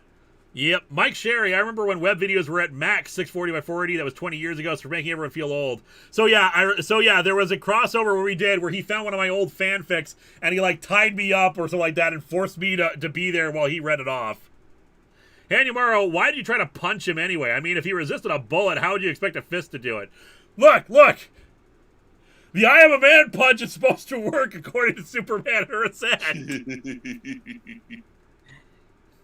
And this is why I'm glad that the website that all my old fanfiction was hosted on. Oh my God, Lee is in the chat. Lee from Still Gaming. Still Gaming Khalif is in the chat. Hey, Lee. Hey, Lee. We talked earlier about how you sent me Nutro. Lee is one of the old guard from the Tigwatig days. Good times. Good times. But yeah, one thing me and Rosen and people used to do, we used to take an evening. And this is how I met a lot of other reviewers, is we'd read bad fanfic out loud to each other. It wasn't even like filmed or recorded or anything. We just read bad fanfic. And that was how I met a lot of people. Hawk Hero, pretty sure this is the first episode I watched. Yeah, the problem with my idea of having like the regular episode and then the storyline based one is I didn't realize at the time people will be more attracted to the Mighty Morphin Power Rangers one because it's a big popular franchise. So I didn't really think about that in my head. So people watched the Mighty Morphin one first. Okay, so yeah, this is actually, there's lots of stuff we can talk about with this. So for the first time, I had two episodes done at the same time, and I wanted them up on the same day on That Guy with the Glasses. At the time, That Guy with the Glasses, new videos were posted up by a guy named Mike Ellis, who we later learned, a lot of us did not know this until the Not So Awesome document. That guy was sexually harassing another guy on the site. But at the time, before he got fired for all that and whatnot, he apparently said that I was anal, because I asked, "Hey, could we have is it possible for my two videos to be up on the same page instead of like scheduling them on two separate days?" And he was like, "No, that's not possible. Not possible at all. You cannot do that." And I was like, well, okay, I guess it's just how the site is designed. There's a way you can't do that. And apparently he reinterpreted that to mean I was anal, even though I was okay, I accepted it. And of course, he was lying anyway, because in future storyline stuff, when I asked to have two videos up, boom, they just did it. That guy was an ass. Yeah. But yeah, so yeah, people were attracted to the Mighty Morphin Power Rangers episode first because that's the big popular franchise. Who gives a rat's ass about Youngblood? So now it's time for the exposition dump. And because I only had one copy of that coat, but Mechakara was supposed to be wearing it, and Mechakara was also supposed to be searching through the coat, this is a split screen right here of the coat. Oh, nice. That's clean, too. Yeah, I'll get it. That is really clean. I didn't notice that. Yeah, that turned out really well. You'll probably notice it later on at some point, but for right now, it looks pretty. It looks good. I've not suspected that until you said anything, and you know what? I can't even see the split looking right now. That is super clean. And I am. Gotta say, Poyo, I think you put on a few pounds. Also, I think you're sick. Your metal's looking all pale and fleshy. My soul is blue, my heart is steel, and behind me... Oh, you know what didn't get added into this compilation? Oh, crap. But it's okay, it's not that important. The Silent Hill alternate endings. Right. I remember I asked you about that because I remember I saw them, and it was going to be like a whole separate segment all its own, and it was only like for one reference, just one. Yep, there's one reference there that was also supposed to hint at the Poyo is Mechakara thing. Right. I think I asked you about that, and you said no. Yeah, I think I decided it wasn't that important to include. But yeah, now in retrospect, probably should have included that just because it was another hint of Poyo is Mechakara. So, sorry, that one was on me. And hence also the my soul is blue thing. Because I think Poyo said something like, his soul is blue, his heart is steel, his eyes are red. What the hell? I included the warrior stuff. Why the hell did I miss the important stuff? Yep, so in this, hence the my soul is blue title drop thing. I think actually the first storyline has been retconned as his heart is steel, so we could introduce later on his blue soul. You're right. Yeah. So yeah, this is finally Mechakara giving the big exposition dump about who he is, where he comes from. For some reason, I quoted The Matrix instead of Terminator for like his robot apocalypse backstory. I think it's because The Matrix is more recent. These false orbs lies a red light that sees everything. Still, I've got to say, this is a bit of a surprise. It should be. I'm not this universe's Poyo. And what should I call you, Mechakara or something? Be quiet, you ugly bag of meat! Every time your fat maw opens, it sounds like a cat is dying! How anyone can stand to listen to your lisping, shrieking wails is beyond my comprehension! No, please, don't hold back. Tell me how you really feel. What I Either it's my mom or my dad here, either way. And disgust whenever I look at you. I want to peel the skin from your face and show it to you, just so I can hear your pain scream. Lucas Sousa, why so much fat shaming? Just because I felt like, a villain would be doing that kind of thing. And I tend to be self-degradating about the fact that I am overweight. I don't like it, but it is this one is my own fault because I like fast food. I know I shouldn't pass judgment on people, for it's not a negative thing to be overweight. It's not. It is not a bad thing for people to be fat, to be overweight, or etc. like that. All bodies are beautiful, but me personally, for myself, I wish I was skinnier, because I used to be a lot skinnier. Hell, you can see how skinny I used to be during this stuff, and I gained weight because I love fast food and I don't eat well and I don't exercise. I lead a sedentary lifestyle, doing the reviews, editing all day, etc., etc. I know there's no need to fat shame myself. I think you look fine. I think you look fine, Lewis. You are a slice of sexy, but also I have a diatribe, brief thing. So I used to I tend to watch your videos as a background while I play games, and twice now I've had people call you Internet Shouty Man, because my roommate Cody, while I was sleeping, while he was sleeping, sometimes he was like, "Hey, can you turn down Internet Shouty Man?" And I'm like, "Oh, I'm sorry." And my dad was just like, "Yeah, he's very shouty." I'm like, "No, he sounds fine. Shut up." And you sound fine, but I just find it funny that your nickname is now Internet Shouty Man. Oh, I know I can lose weight. I just have to actually dedicate myself to doing it and be and whatnot. Actually, if you look at my dad, he ended up losing a bunch of weight. When you see him in a future storyline as Whatley, you can notice he is much skinnier. And he has encouraged me, to start now, because it gets harder when you get older. Hanyamaro, I have to ask, did you read the comments in the comment section to gather all these insults? You come up with them on your own? I did copy some insults from people who had tried to be insulting about my weight, who hated my voice, etc., etc. Yeah, I'm sorry. I am not attempting to body shame or say there's anything wrong with people's weight. It is not my intention at all. This is purely I wish I was skinnier, because I know that I could be skinny if I really devoted it to myself. It is not a moral failing. It is not a judgment passing. You're all gorgeous and beautiful, and as Zen says she thinks I'm beautiful too and sexy. So you are beautiful. Lou, I'll just say this: compared to your friend GSR, who could pass for a Macy's Thanksgiving Day parade balloon. GSR, shut the hell up! You look great. You're super tall too. Hey, you are all skinnier than me. That's all I'm gonna say. Y'all are beautiful people. Listen.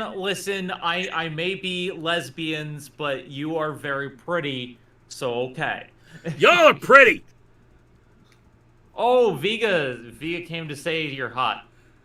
And my wife. Sorry,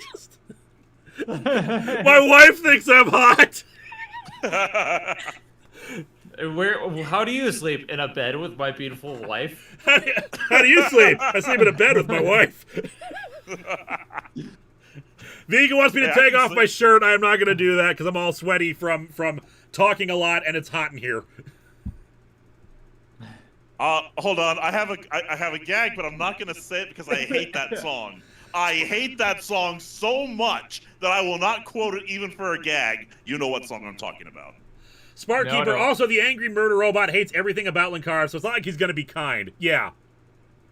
True. He really hates flesh, especially, and he hates fat, especially. He will fat shame because he finds that if you were perfect like machines, you could design yourselves to perfection. And again, I've got this great look at that split screen in the background. God damn, I'm so proud of that. That is so clean. I mean, I'm still you can't see the seams. We went from string. We went from shoestring to this. I honestly am impressed. The actual seam line is right along the edge of that photo in the background, going straight down. I think a very tiny portion of the jacket is cut off, but you just can't tell. Congratulations, Lewis. Here is your eye from ILM. You have earned the eye. There we go. We are now industrial. Well, they're talking about the visuals. I want to point out the writing thing there, where you actually had him. Tavia, you don't understand. Linkara is king of VTubers. He started the VTubers. It's why I am VTuber. Yeah, you guys don't know right now, but you're actually looking at a VTuber model right here. Yeah. I just want to point out the writing thing because you had him do the outburst immediately after you called him Mechakara. Yep. I wanted to be very clear about that because I love the fan name of Mechakara, but I wanted to make it clear that's not what he calls himself because he hates me. He absolutely hates me. So he wouldn't call himself Poyo because that's the name that his Linkara gave him. Exactly, hence why he doesn't call himself Poyo. As he would say in the Clone Saga, you are not worthy to speak my name. Now that makes sense. VTuber 2 3D for the bar. Yeah, that was the worst collab that Taka ever had. No light, no magic, no clout, no bitches. My goal for this year is to get on Taka's bar. I mean, that was your goal, and look, you dominated the bar. Adroth, aren't you still banned from the Weary 101 for being a flesh tuber? No, because I created a small robotic PNG tuber that I can send into the bar so that reality will not get distorted. My goal for this year is to get at least 30 episodes out this year. When's the Mechakara's name arc? Perhaps in the future. It will not be called Mechakara's name. It will be the name of Mechakara, or or something like that. In Doctor Who reference. Will we ever know Mechakara's real name? Perhaps. I think I can see the part where the gets cut off. It's easier to see because the jacket is at a certain angle going down. Then it tilts around that last brick. Exactly. I can barely see it. I know it's hidden so well. It worked out so perfectly. Mm-hmm. All right, let's resume here. Brains. Why don't you just do it then? Oh, but I shall. Just not yet. Where the hell did you come from, anyway? What happened? What with you? The chat. His name is Tim. There's someone called me Tim.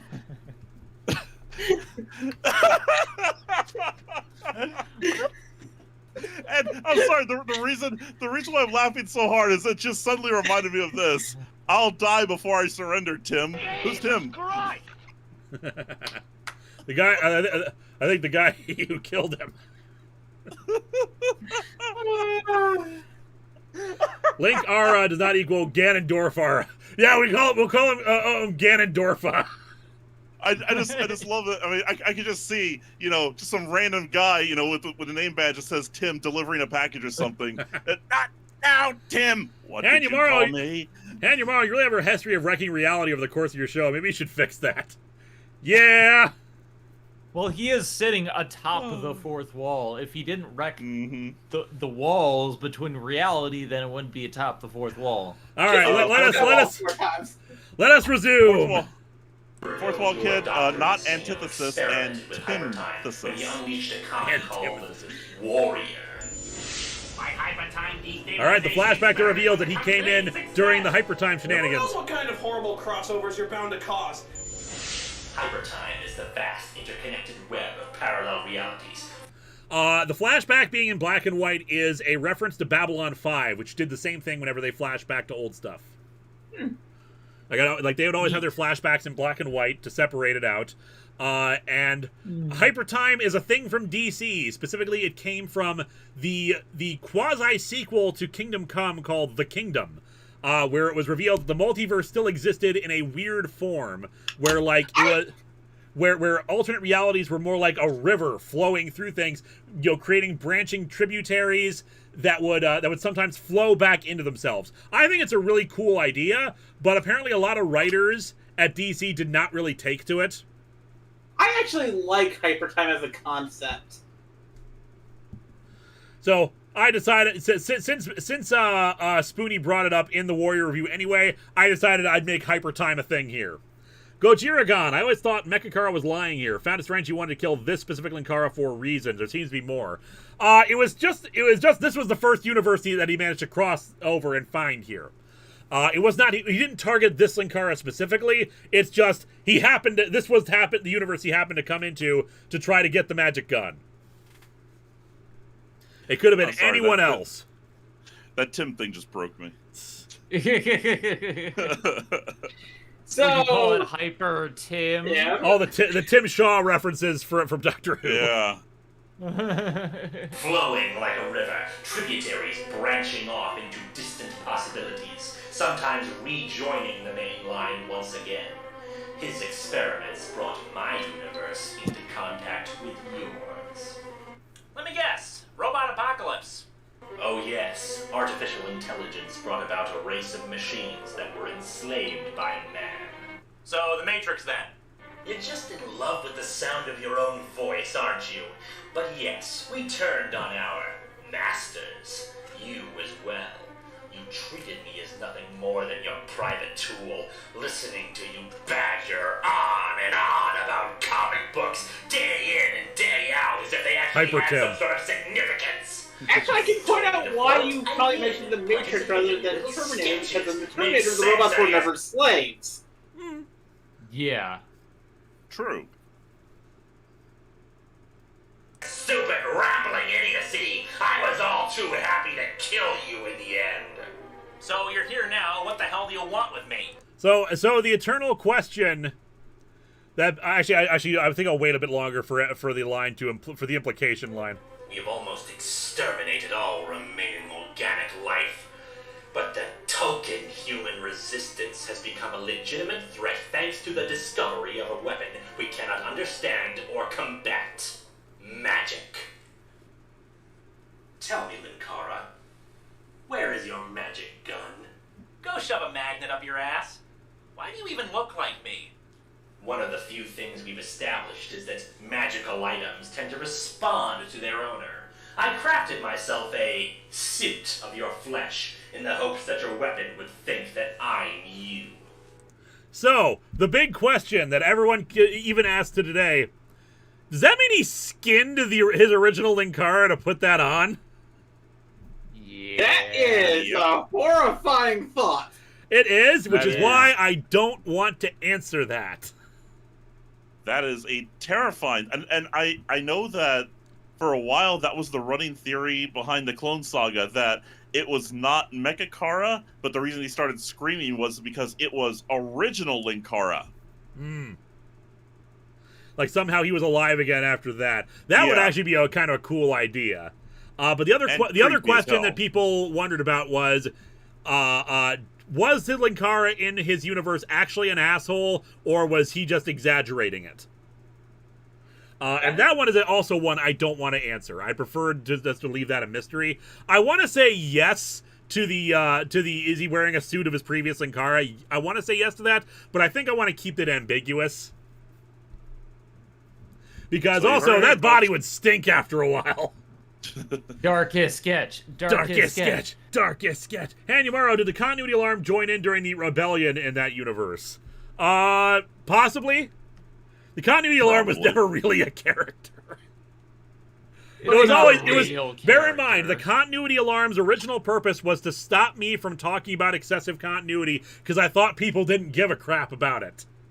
In reality, people then said, no, we want to hear this stuff. We've never read comic books before. And so the continuity alarm's purpose, it was just like, well, I guess I just slowly retire it because people actually want to hear this stuff.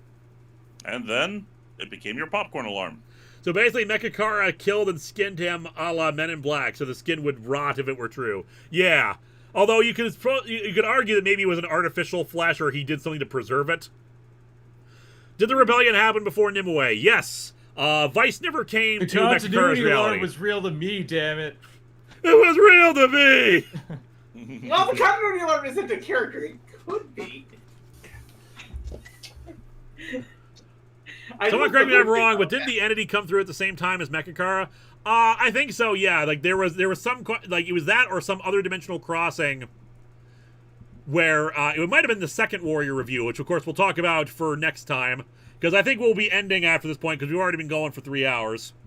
Yeah, I was gonna say, I know. Boy, this is gonna be hard when we get to the Sleepwalker.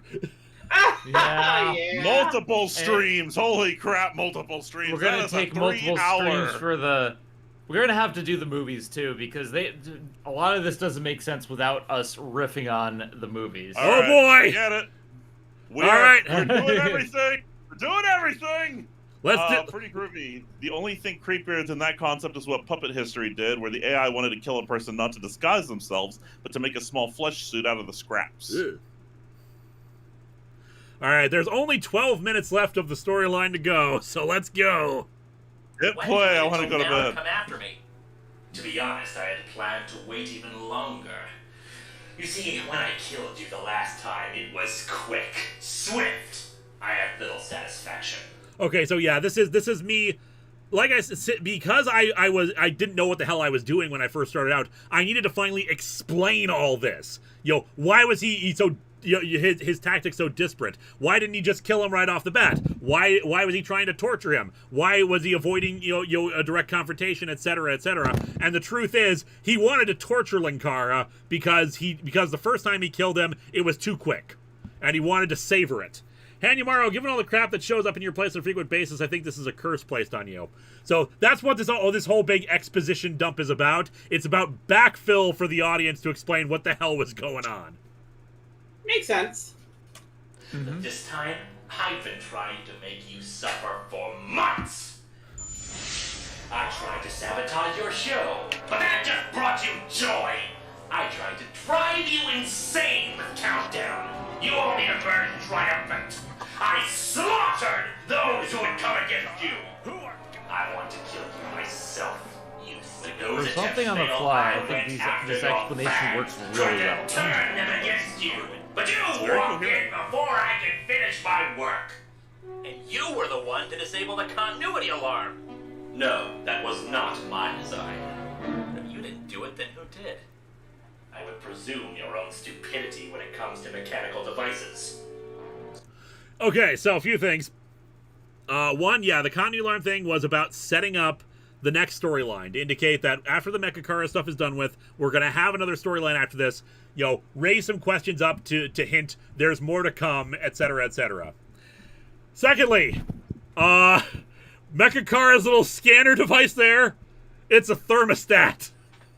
Yeah, I want to point that out, because I have that same model. It was like an old thermostat that I think we had taken down and replaced, and I can use this as a prop.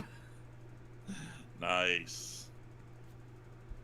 All right, let's continue. What now? A long, drawn-out torture session? No, I'm going to find your magic gun. Good luck, asshole. Magic Pockets. Love that game as a kid. Love that game as a kid. We'll see. Magic Pockets is an old Amiga game that I played a ton as a kid. My brother was always better at it. Where it was kind of like a 90s cool kid with sunglasses and stuff, walking around, pulling out little magic tornadoes out of his pockets to attack enemies, and he'd blow a massive bubble gum to fly around. Old game. The Bitmap brothers made it. The same guys who made Gods. Can I get something to read while I'm waiting? Enjoy your last comic book ever.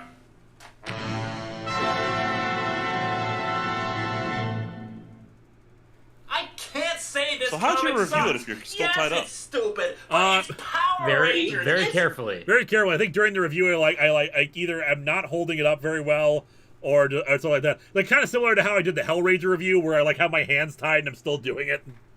Ah, yes. Gojiragon, is Mechakara still after the gun, or has his main goal changed? His main goal has changed at this point. At this point, right now, his goal is make myself as less flesh as possible. As for his larger goals, worry about that when we bring him back in for storyline stuff. Would you say he wants to take your face off? Yes, I would probably say that. Awesome! It's cheesy, it's over the top, and I love every second of it. Ah, found it. Well, Linkara, I have no more need of you. Yeah, a bit of a problem there, Metal Pants. Power Rangers music! Alright, so, now a lot to start talking about here. As you can see, I am no longer using a toy dagger. One of the earliest YouTube videos you can find on my channel is where I first got in touch with Amethyst, the prop lady, because I wanted this finale to be big. Because this is the first storyline finale I ever did. I wanted the build-up to be worth it. I wanted, everyone's investment in time in this to be good. And if we're doing Power Rangers stuff, everything should look good. And so I was like, I'm going to create my own version of the Dragon Dagger, like something that looks better than the toy version. It'll be properly scaled to size. I can go to the hardware store and pick up most of the materials I need for a lot of the stuff. And I tried my best with some of it, but it just was not coming together. I tried to buy a model of one, because at the time they didn't have the Lightning Collection, the Legacy Collection. They didn't have adult toys for Power Ranger stuff. It was still just like the old toy. So I contacted the prop lady, because she had done a bunch of tutorials for cosplay props. I was like, can you help me with this? And we got together, and we became very fast friends. She was already a fan of mine. She introduced me to Will, who was there at the time to show off some cosplay stuff that he had been creating for her. Because the two of them had both are big cosplayers and love making cosplay stuff. And in fact, we watched this finale together that night when it premiered online. Adult toys, yes. Hanumaro, why didn't Mechakara give him a worse comic to review? It's what he had on him. He didn't care. So we met. She fixed this up. She fixed up an old toy morpher, which I had screwed up. Gotten it all painted and made it all nice for this, because again, I wanted this to be as big as possible. And as a result of that, I realized I'm playing both the hero and the villain of this. I need to actually block this out, script out, and plan every single shot I'm going to do for this. And this is the only storyline where I've actually done that. Every other time I've done this, I only have a vague idea of what I'm doing for the storyline. Like, I have it planned out in my head, mostly. This is the only one where I actually wrote down in a Word document each individual shot I wanted. I have a question for you related. So, when the prop lady made the Dragon Dagger for you, like, what kind of paint did she use? Because I have something related to discuss with that. It was some kind of acrylic paint. I do not recall, sadly. Also, glass head in the background there. Oh, yep, there it is. Yep, the glass head. Because around the same time that you did this, I actually commissioned the prop lady for some things. Most of it came out great. For some reason, when the Dragon Dagger came in, the paint was still wet. Ugh. It was still wet and sticky, and I'm not entirely sure why. I eventually sold it, but I'm curious as to why that was. Some paints are like that. That was a problem I ran into on occasion. Like, some enamel paints just will not dry properly except after, like, weeks and weeks. Oil paints are like that, too. They take forever to dry. Yes, they do. Yeah. Hanumaro also, and I can't believe it took me this long notes, said, stop hitting yourself. So yeah, every single shot of this finale I planned out because I knew, like, I had to know from what angle everything was coming from. I needed to know, because my parents were there too, helping me out, filming stuff like, helping me film this. We took the entire evening to film all this, like 3-4 hours. And it's less sophisticated compared to other finales that would come later, but this was the most advanced filming thing I had ever done before that point. So I needed to know, like, okay, someone's hand is holding the shot in this shot. We are both on screen for this. This is an effect shot. I need some kind of masking. I need a split screen, etc.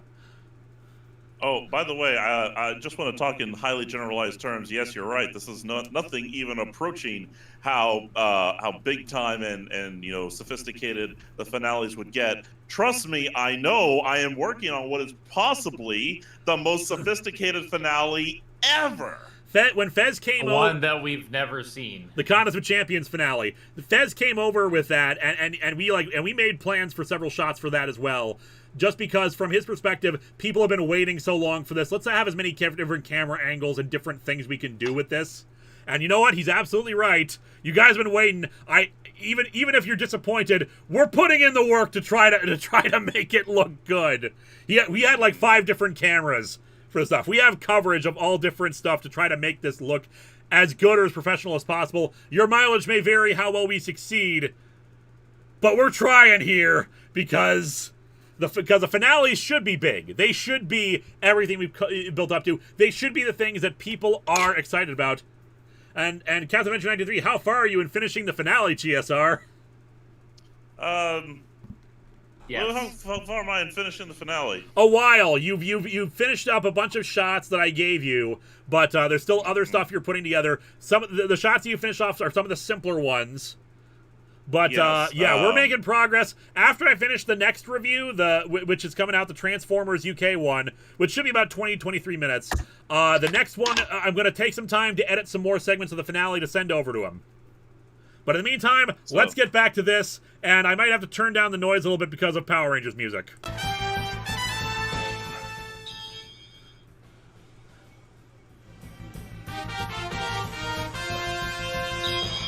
Yep, he keeps adapting to the thing.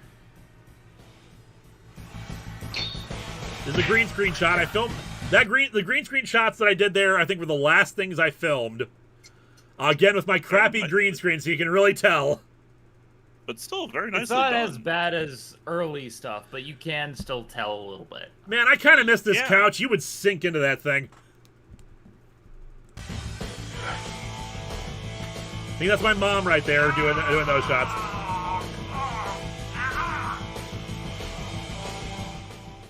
He's unlocked the guns. He can use it.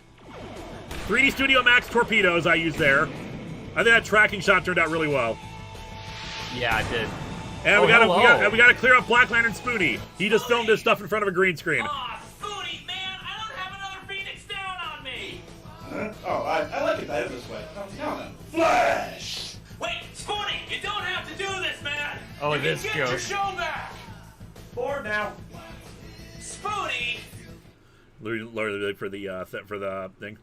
Spoonie, you're standing in my way. What? You're in my spot, said, sir. You're standing in my spots. Okay, so at the time this was being made, Spoonie was doing a Let's Play of a game called SWAT 4, where you are a member of a SWAT team and you're attacking various locales that full of drug dealers and criminals and stuff like that.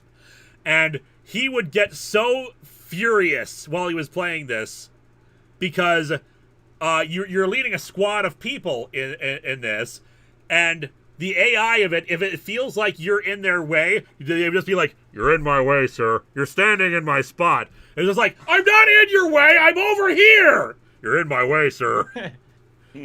So like spot. It's also a very hard game because like he had to redo and like try like I think part 6 or part 7 so many times because the mission was so damn hard. He almost had to stop it because it was just SWAT 4 is a hard game. Yep. And the and so I realized, okay, how do you cure a Black Lantern infection? They usually you have to invoke extreme emotions to get them free from its control. So like extreme anger for Spoonie from SWAT 4 making the reference.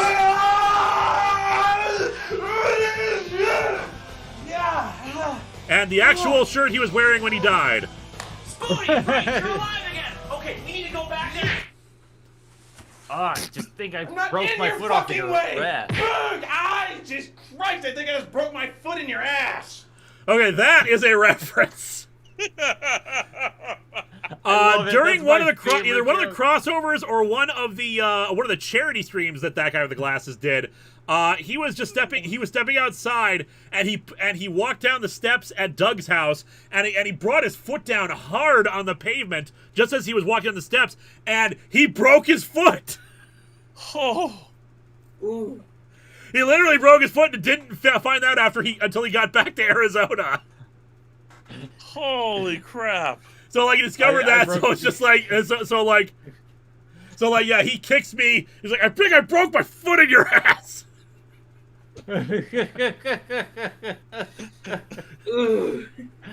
I love it.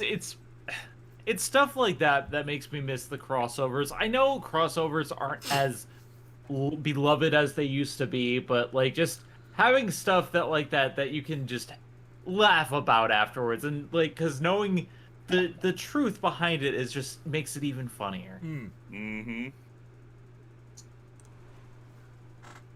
So he just walks away, and apparently there's no real good reason why I walk back this way other than I'm confused and I forget what's going on in the other room. See, this is the good part about being a fan at that time who was now part of the show. It's like, I know all the intricacies from both sides.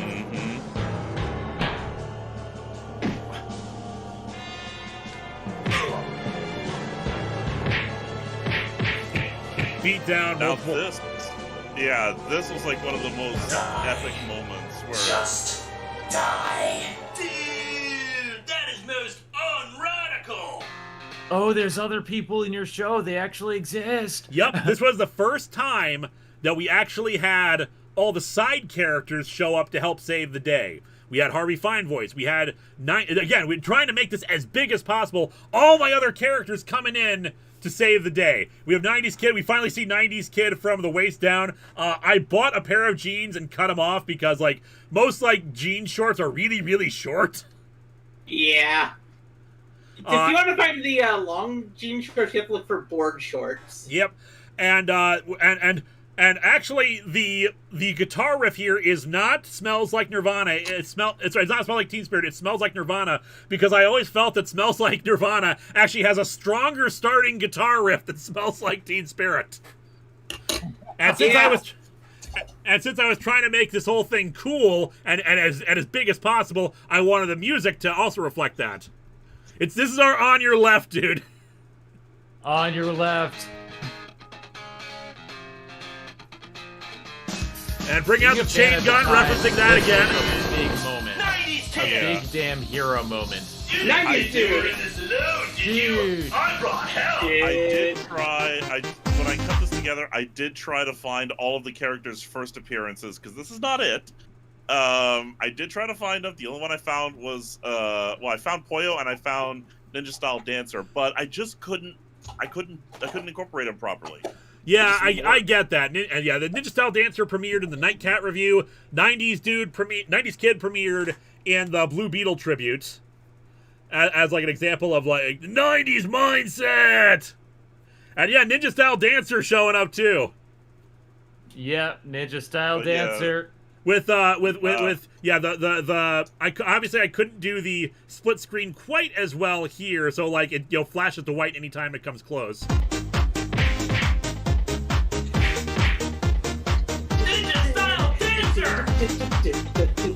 Vega Boy's Party Bus or whatever. The split screen there is actually pretty good though. For three yes, people but it's at actually that time but the seams fade. The seams are really bad when they leave. You'll see that, and you'll see them. But just this shot here is fine. Hey, those the face. I think we went from those kinds of shots to that group shot we did. Yeah, you did a fantastic job with that. That was rotoscoping hell. Yep. Maybe now you'll get my show done, eh, kid? Okay, so at the time, I was thinking Harvey Finevoice was supposed to get his own show when he started. To continue with my comics theme, it would be like classy comic reviews, and Harvey Finevoice would be like, you'll be like in a smoky, dark room, or he'd be like, talking about like big event comics and whatnot, but like, done in a kind of, 50s lounge singer kind of voice, kind of a way. You're trying to like, so there's this chick here named Harbinger, and she's sent by the Monitor. I wrote one full script for that, which was like 2-3 pages. It was not very long, and I never filmed it. I never got around to it because atop the fourth wall, and me working my own job because at the time I worked at Barnes and Noble for a while. That occupied all my time. Hanumaro, is Ninja Style Dancer getting paid the same per appearance or based around the screen time? Per appearance. And Harvey's first was in a previously on segment, yeah. Uh-huh. He was more like, I'm not sure what the deal was. I think I, like, talked about Harvey Finevoice for a while to people before he actually premiered in anything. And he just showed up one day, and hence why later on when we had the Harvey Finevoice Christmas Carol, we gave a little bit more of a backstory for where the hell he came from. I do like how what's about to happen here. Want some more of this, eh? All right, we have the March of the Cybermen music again. All right, so once again we have Backyard Effects to thank for this. They were doing the effect I think was for a Kano effect for Mortal Kombat, and they and what we've got here is we got one of those white theater masks that like cover the full thing. Cut out a portion of that, slap it on with some spirit gum, and then put like a fake flesh putty around it. And my mom helped with makeup with this, trying to add blood and trying to blend it together. And of course, it just ended up looking like, you know, like whatever the hell that is on top of it. There is also a light behind there. It's called a mouth light. The idea being you like put it inside the top of your mouth. It blink lights and stuff like that. And I thought that would look good behind there as like, you know, high technology.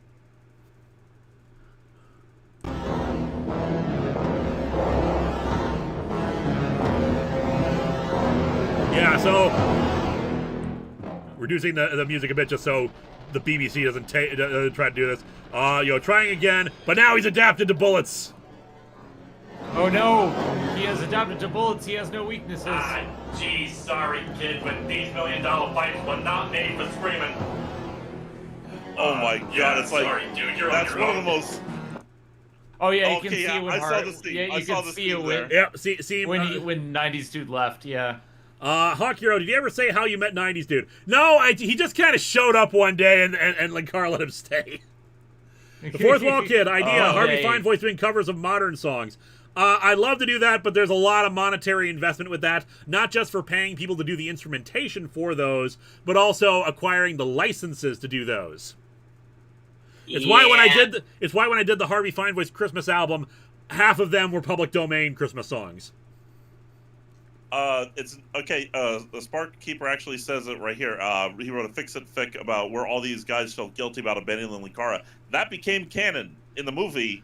It was in the movie, I think. Yeah, where Harvey admits that he felt ashamed afterwards of abandoning him. Because I love it how a simple gag, a simple gag. Oh crap! I'm out. Became this big character-defining moment. Yeah, it had to. Because I developed the characters enough that I had that like this felt wildly out of character for them to leave otherwise. Yeah. Mm-hmm. The 90s Kid is basically freeloading here. Yes, I think the Ninja Style Dancer, seam line is a little bit better, but we'll see here. Nope, it's because of the shadow. This is bad. That was pretty bad. on, guys. Good to know who I can turn to when I need help. Jeez. Geographically, this shot makes no sense because there's a couch right in front of him. So he'd be like leaning over to do the punch. But magic of filmmaking. Damn straight. Extendo punch. The darkness shots here look a lot better for covering up the makeup effects. But this is also the first time Linkara was bleeding during a thing. Again, we're trying to make this as big a finale as possible. Serious harm is happening. Yeah, I definitely think that when it's shadowed, it looks better. Yeah, it was necessary just to like, try to show. And of course, and the jacket has disappeared now because I forgot to match the shots here for it because the makeup was such a big pain in the ass. So the jacket is just gone. Like you can pretend it fell to the ground during the fight. What did you use for blood? I used fake stage blood. Like the kind of stuff you sell at Spirit Halloween. Fruity Groovy, I still think The Spy and the Lie from I Expect You to Die Too would be a great song for Harvey to find voice to sing. We're still using the record scratch! You just gave me a record scratch counter! Now I just kind of want to write a song for Harvey Fine Voice to sing. And now the jacket is back! Magic pockets. It's morphin' time. It's morphin' time. We bring the coin of a bucket of water. All right, so the morphing pose I do here, I actually copied. So since I was gonna be doing an homage to Mighty Morphin Power Rangers, I started watching a bunch of Power Rangers episodes, just like skipping around everywhere. The morphing pose that I'm doing right here is from the beginning of season 3. Where right before they fight Rito and the other monsters, because they do this kind of complicated kata with the morpher, and I had to make sure I was trying to I practice and replicate it to try to make it to look good. And this is a comment, but it's Morbin time. It's Morbin time. Handy Morrow, so we know that Harvey felt bad about running away. How about the rest of them? Yeah, so they still feel bad about it, but it's so long ago. Linkara said it's morphin' time and morphed all over the place. That truly was the finest moment. Morphin' time! Internet reviewer!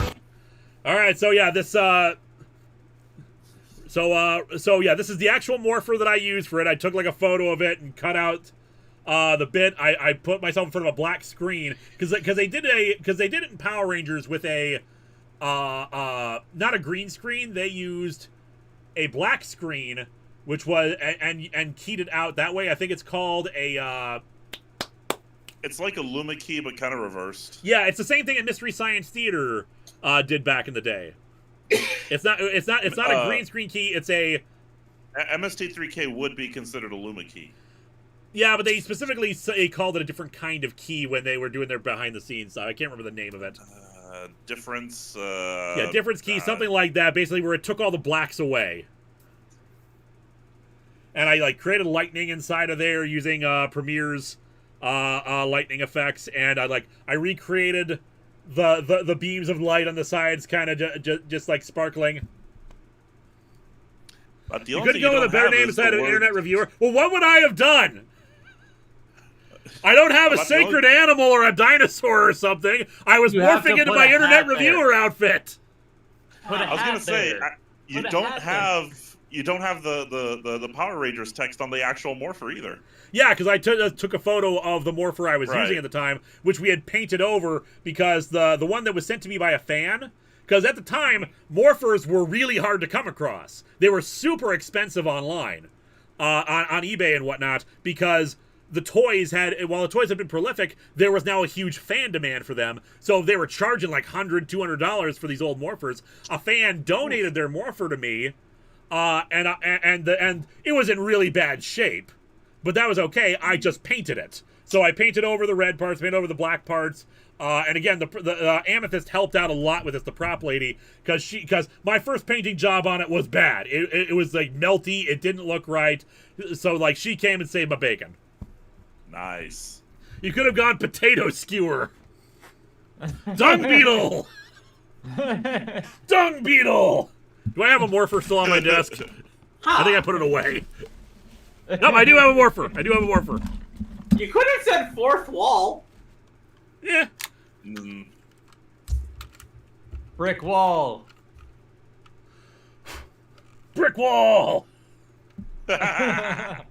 Reviewer power. Blue Beetle. And hey, it's not like I'm alone in this. Take a look at this. This is the movie version of the morpher they released later, of the Legacy morpher. No text. All red and white. Because on those ones, on the movie morphers, they just had the colors. Yeah, I need to get more morphers. I only Go have Web, go. 5. Go Web, go!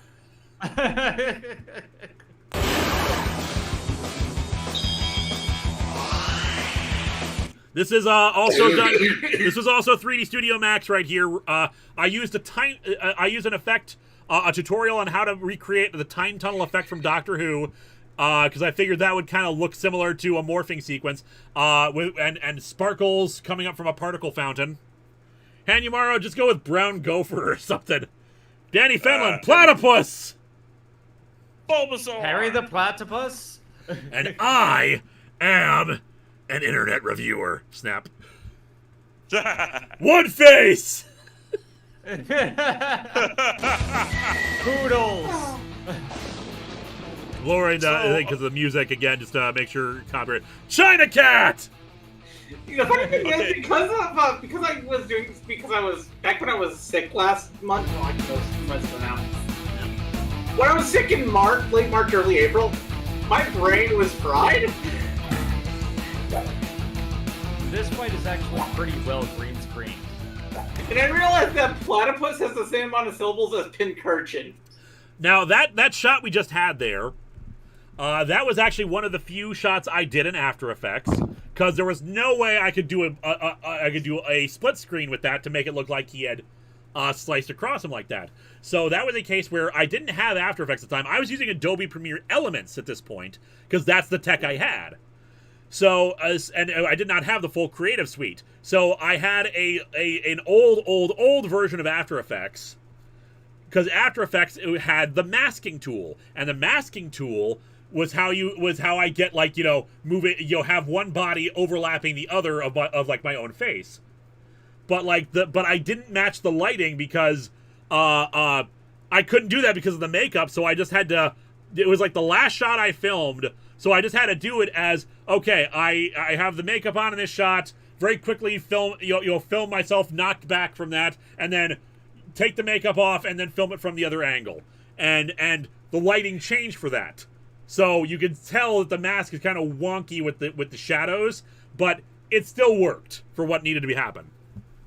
Again, compared to the earlier comic book on a fishing line, you have earned the eye. DJ Toku, wait, was it the magic coin used in the Morpher? If so, it would be cool to call it Lugia. That would have been good. But yes, that was the magic coin I used there, because I needed a power coin for it, and the magic coin was there, so there you go. I practiced doing the Blade Blaster.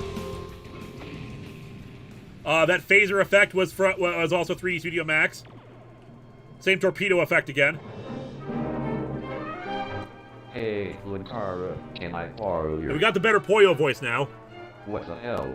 Poyo, you've got to help me stop the evil version of you from a parallel universe. What? Poyo. Like, Poyo has not been involved in any of this. He has no idea what's going on. You're not a slave, Poyo. You're my Reviewers friend. lead very interesting lives. And I also made sure, like while I was morphed, I tried to emulate the talking with my hands in Power Rangers. 30% raise and your own office. This is about The really sad part is I didn't notice.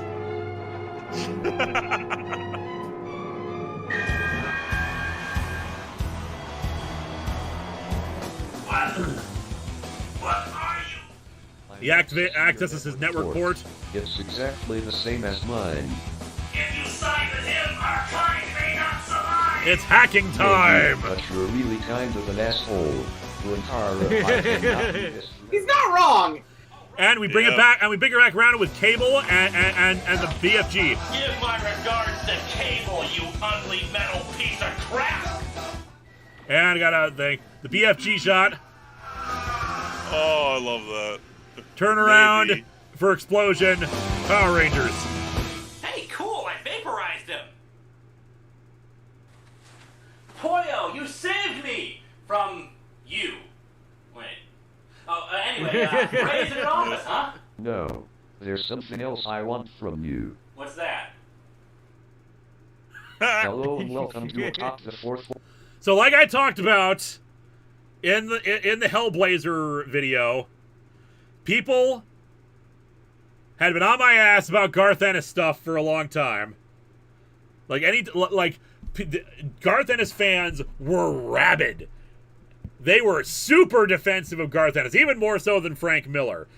And so, like, I didn't want to talk about any Garth Ennis stuff because I feared the backlash. But, like, okay, I can make it into a joke. Have Poyo be the one to be like, no, don't bring this up! Hey, where's the minigame screen that shows the hacking sequence? I call foul on this. All of your bad comics burn. Garth Ennis is an overrated writer. For starters, there are not nearly enough robots in his stories. Starters, there are not nearly enough robots in his stories. Non-robot characters tend to be either That's a good unlikable or question, actually. so Does that simple-minded as to be what happened unbelievably there at the end of the fight? Does that count as a Cal explosion? Not in the slightest. Okay, I need a Cal explosion is where two things happen. The explosion is far behind the person it's supposed to be hitting, and like so far back that you're like how the hell is that affecting you? And also, after the initial explosion, it has to suddenly zoom in, slow motion of the same explosion again, and then back out again. That is a Cal explosion, because they do it all the damn time. And it's so annoying and so terrible. That looks the amount of Cal explosions, if they were actually done in real life, they would not act. The distance they are should not affect anyone. And if they were big enough to affect them from that distance, they would be vaporizing the people. Yeah. Not enough robots. I was promised killer robots. We got one. All right, we got another 2 minutes left, so... Also, I haven't read it, but I heard his run on Hellblazer was all about penises. However, I do have to wonder what Yeah, that's what I heard a exactly rumor. is Like, one someone of said, the like stories Garth I Ennis's haven't run on cared to Hellblazer is get just about sex with dicks. chicken. It's just about Boyo, penises. Please stop! My fans are gonna kill me! And then stop watching me. Not necessarily in that order. I'm sorry, I'm so what tiny. was that? I suddenly have the urge to become an evil robot version of you bent on destroying all organic life. How very specific. I suddenly feel like... Carry on! Very good. Now let me count So, the various ways that this series, The Boys, totally sucks. So I got a question. I know it sort of verges on the part 2. Oh, I forgot about this part. Yeah, but first, like, even back then, let me count the various ways his series, The Boys, sucks. Don't read the Boys comic. Look, I will grant you, people who are fans of the Boys TV show, it's probably better than the comic. Don't read the comic. Anime Fan 25, didn't RPM poke fun at the cow explosions? They poked fun at explosions in general. And you had a question. You want to ask that first, or do you want to see this part? Yeah, I'll ask it right quick. Does this technically mean that Linkara has never demorphed? Because we know in the next episode he morphs to get out to undo all the injuries. So that means he's never demorphed. No, he's demorphed since then. And, had to take time to heal. It's just like when you're doing the actual review, he morphed back in to get rid of that real quick. So like I wanted to bring it back around. I wanted to do two things here. One, Spoonie had said that he would be more available to do Dr. Insano appearances, but so like, okay, let's tie Dr. Insano back in here because he was the one that started all this. And I wanted to, like, one last callback to everything that had happened. So Mechakara was teleported away at the last second. And you can see this is one of the last things we filmed, so like you can tell the makeup is starting to come off. It looks better on top than it does on bottom. Yeah. And I kept that I kept that bit of makeup that we would use later on. I wasn't originally planning on bringing Mechakara back right away, but it did end up working out. So like, yeah, in this case, let's do this. What?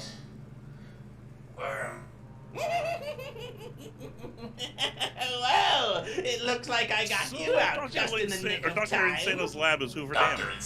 I just looked up like science lab for Google image search there. I'm pretty sure that's the power plant at Hoover Dam. It is. I've been there before. Yeah. At its lowest setting. How about I raise it a few notches, shall I? Why? Well, that's terribly easy to explain. You made me cut my hair! My beautiful, lustrous hair! Eat this, robo bitch!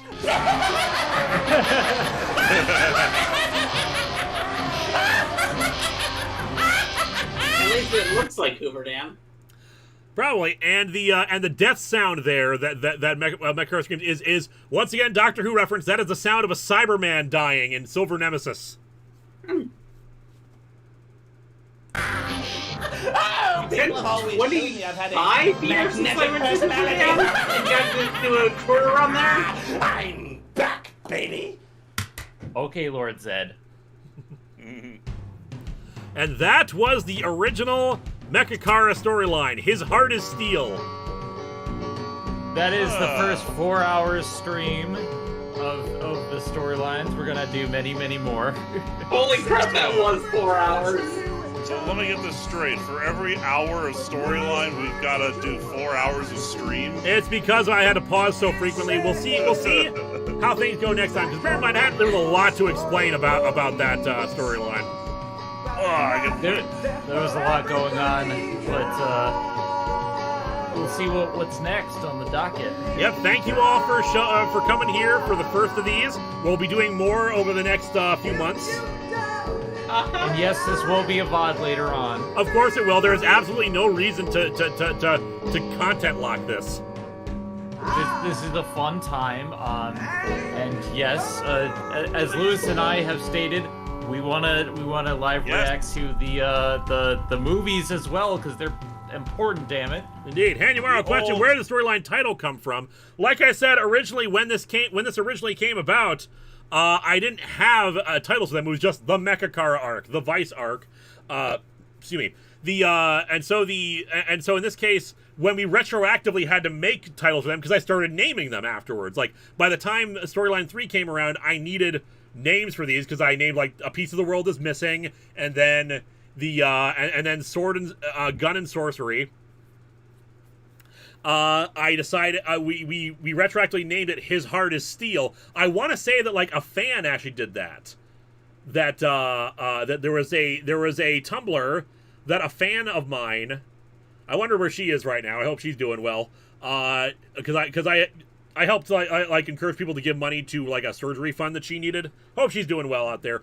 She ran a Tumblr that kept track of all the storyline stuff and like did summaries of them, and she grouped the original storyline stuff into their own names. I think she named this one His Heart is Steel. Because that's what Mechakara described. My soul is blue, my heart is steel, and behind these false orbs, etc. And you know what? His heart is steel, I think, just works really well. It's nicely poetic. All that he sees is conquered is next with the Vice arc. And, yeah, there we go. Although, technically, we have a mini arc in between, because I wanted something lighter in between, Insano, in between Mechakara and Vice. So next we have Insano. We might combine that with Vice. We'll see how long that takes us to get through. The other Insano, I believe, is the official title. Yep, the Ink Pinox. I missed when you had a plot. I have a plot! The storyline is coming back! We're doing the finale! I also missed when you used more running gags. I still use the running gags. I will say, and these you know what? false orbs would actually be a good title for a storyline. The storyline is coming back, even if we have to do it live! I don't know if we're going to do it live, but we'll do it. We're doing this! It's ending! I need to move on! I'm so tired of the contest!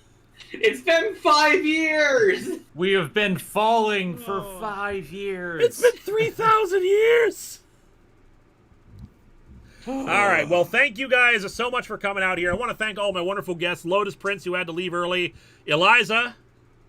Yep, barely here still. I'm like half out of it right now. Zen. Yo. And the game show. I have new video out. And we'll be back on Sunday for more Red Dead Redemption 2. And Game Show Reviewer, thank you for joining us. You're welcome. I'll see how many of these I can attend. Hopefully all of them. That'd be nice. Yep, more streaming stuff. We're going to be actually doing a lot of increased streaming stuff for a few things down the road. Not just this, but another thing I'll be doing as a collaboration, but we'll talk about that later. In the meantime, thank you all. I need to drink some water. Yeah, same. Bye, everybody. Watch my new video. Bye. Good night, everybody. Good night, everybody. Bye.